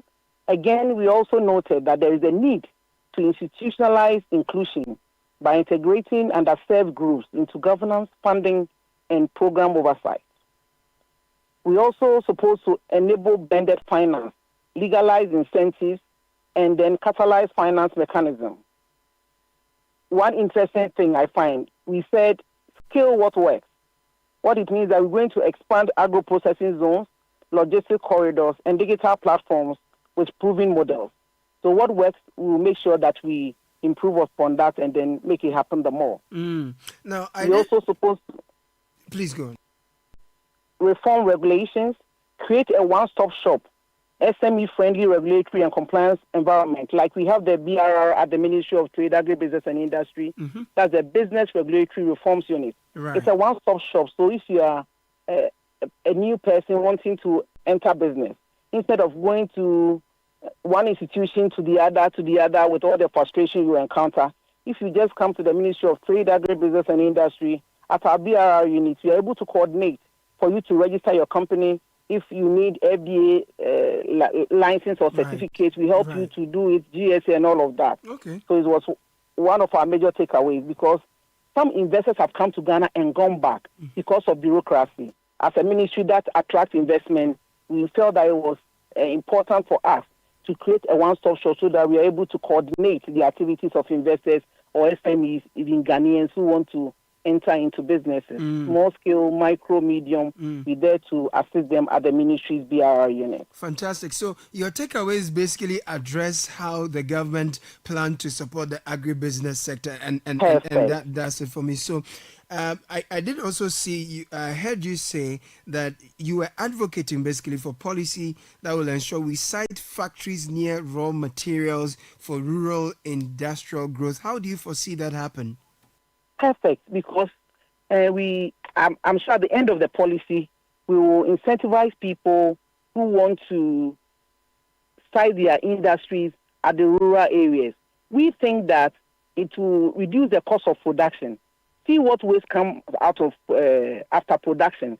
So if you site your industry at where the raw material is, it's going to be cheaper for you. It's going to create jobs for the people who do the production. So we do the production of cashew nuts. It's cost effective to put a cashew factory here, for example, in Techman North, because all the waste will be here. Instead of transporting everything to Accra, cost of transportation is high, and at the end of the day, your cost of production will be high. If we do the farming, it is fair that our children also get to do the agribusiness part of it. Some of the children here are not interested in farming, but mothers and fathers will farm. So if you put the industry here, people who produce the raw materials also have the opportunity of getting the agribusiness part of the work. And so we're encouraging people to put their industry at where the raw material is. So and this is why we are doing like... Yeah. Specifically, please, what are the incentives that I get if I go to these rural areas to put up my factories there, close enough to the raw materials? But we do know the bottlenecks. The roads are bad, network is poor. Sometimes in terms of the quality of human resource, it can be challenging. So what are the specific incentives you're giving me to entice me to put my money in a rural area, though close to raw material?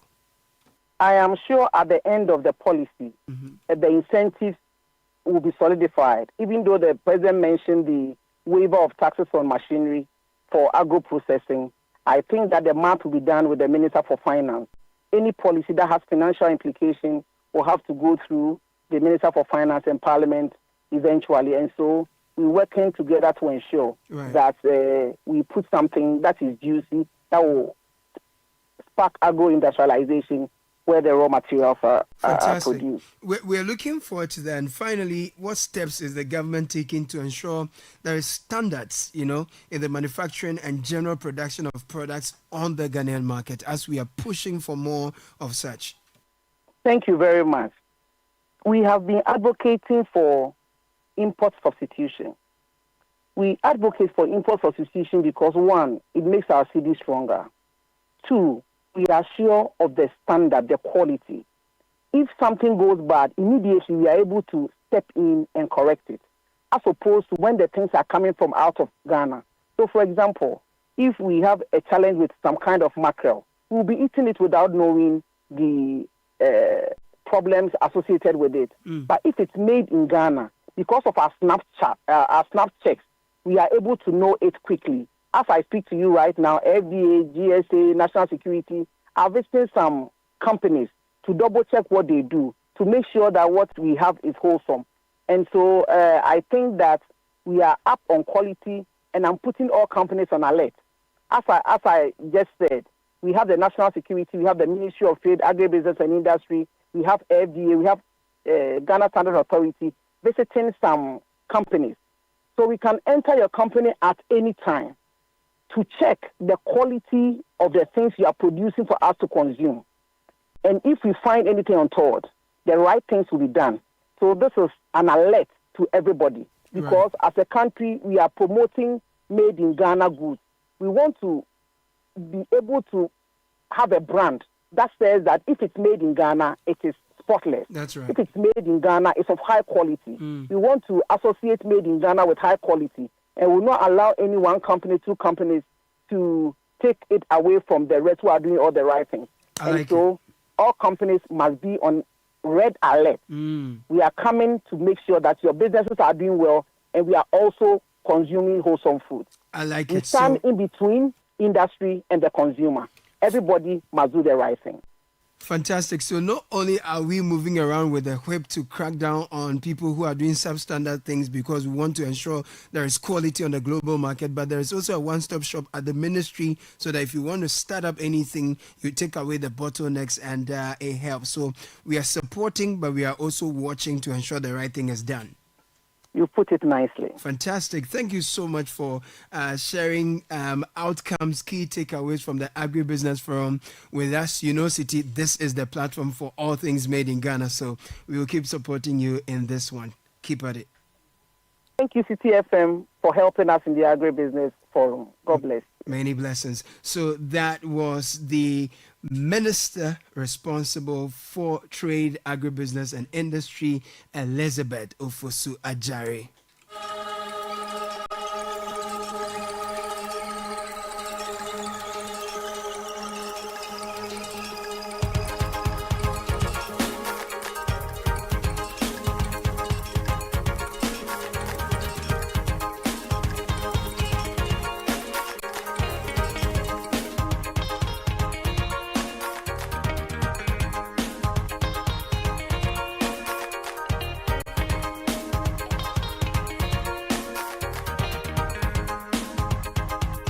Oh yeah, sounds from a legend. And if you're in need of space for your business in Tema, or maybe you need quality equipment for construction projects, then look no further. MPC Limited will be to you what Teresa Bebrese was to Daddy Lumba. No, we offer spacious and secure factory and warehouse facilities, fully serviced offices, modern apartments, wide range of construction equipment, concrete mixers, block machines, bending and cutting machines, everything you can think of at unbeatable prices. Unbeatable rates. Whether you're starting a business, expanding operations, or looking for the right tools, MPC is your trusted partner to get the job done. Visit our showrooms and rental spaces at Tema Heavy Industrial Area. We are around DVLA Junction, opposite the Tropical Cable and Conductor Limited. Call us 0500 277702. Send us an email, sales@mpcltdgh.com. MPC Limited, empowering you to build more. Okay. And the entries have been received and the marking has begun. Who makes it to the next round of the Literacy Challenge 2025? Randomly selected entries will be read on 97.3 Citi FM, on Branch in the City and Traffic Avenue, and also on Breakfast Daily on Channel 1 TV. Stay tuned in to 97.3 Citi FM, Channel 1 TV. Find out who makes it to level 2 of the Literacy Challenge on Monday, 4th August 2025. Now, here's what's going to happen. Level 2, we have the aptitude test. Top 50 contestants from across Ghana to make it to the next round shall take part in a written aptitude test on Saturday, 9th August 2025. 12 noon at the British Council Accra, the grand finale. Top 10 contestants chosen from level 2 shall compete for the grand prize of 10,000 Ghana cedis in a classic quiz competition on Friday, 15th August 2025. Ladies and gentlemen, who wins the 2025 grand finale of the Literacy Challenge? It is powered by Citi FM, supported by Channel 1 TV, sponsored by Bell, Moo, and GB Assessments. And oh, today is the best day. Okay.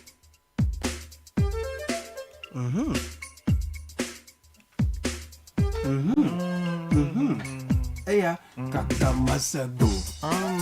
Ya masago. Kaka masago. Charles Kojo Fosu.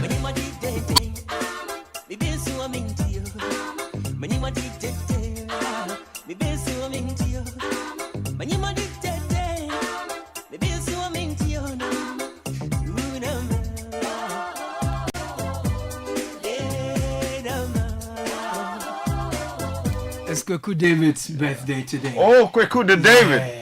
Oh, I see. Kweku. Big man. Yeah. I wish you would see. No. Kweku, you are a big man, Charlie. God bless you. May Lord God continue to bless you in your age. Yes. Rich in possible places in life. And you would achieve great heights. A big happy birthday. Man, Charlie, you hold him grey beard, small. We wear suits. Solid. Charlie. And the voice. Yeah, man. It's always voicey. It's voicey. We always in pockets more. If you're tired, then you fold in, shirt. You understand? Then you adjust the tires more, and then you walk around with them.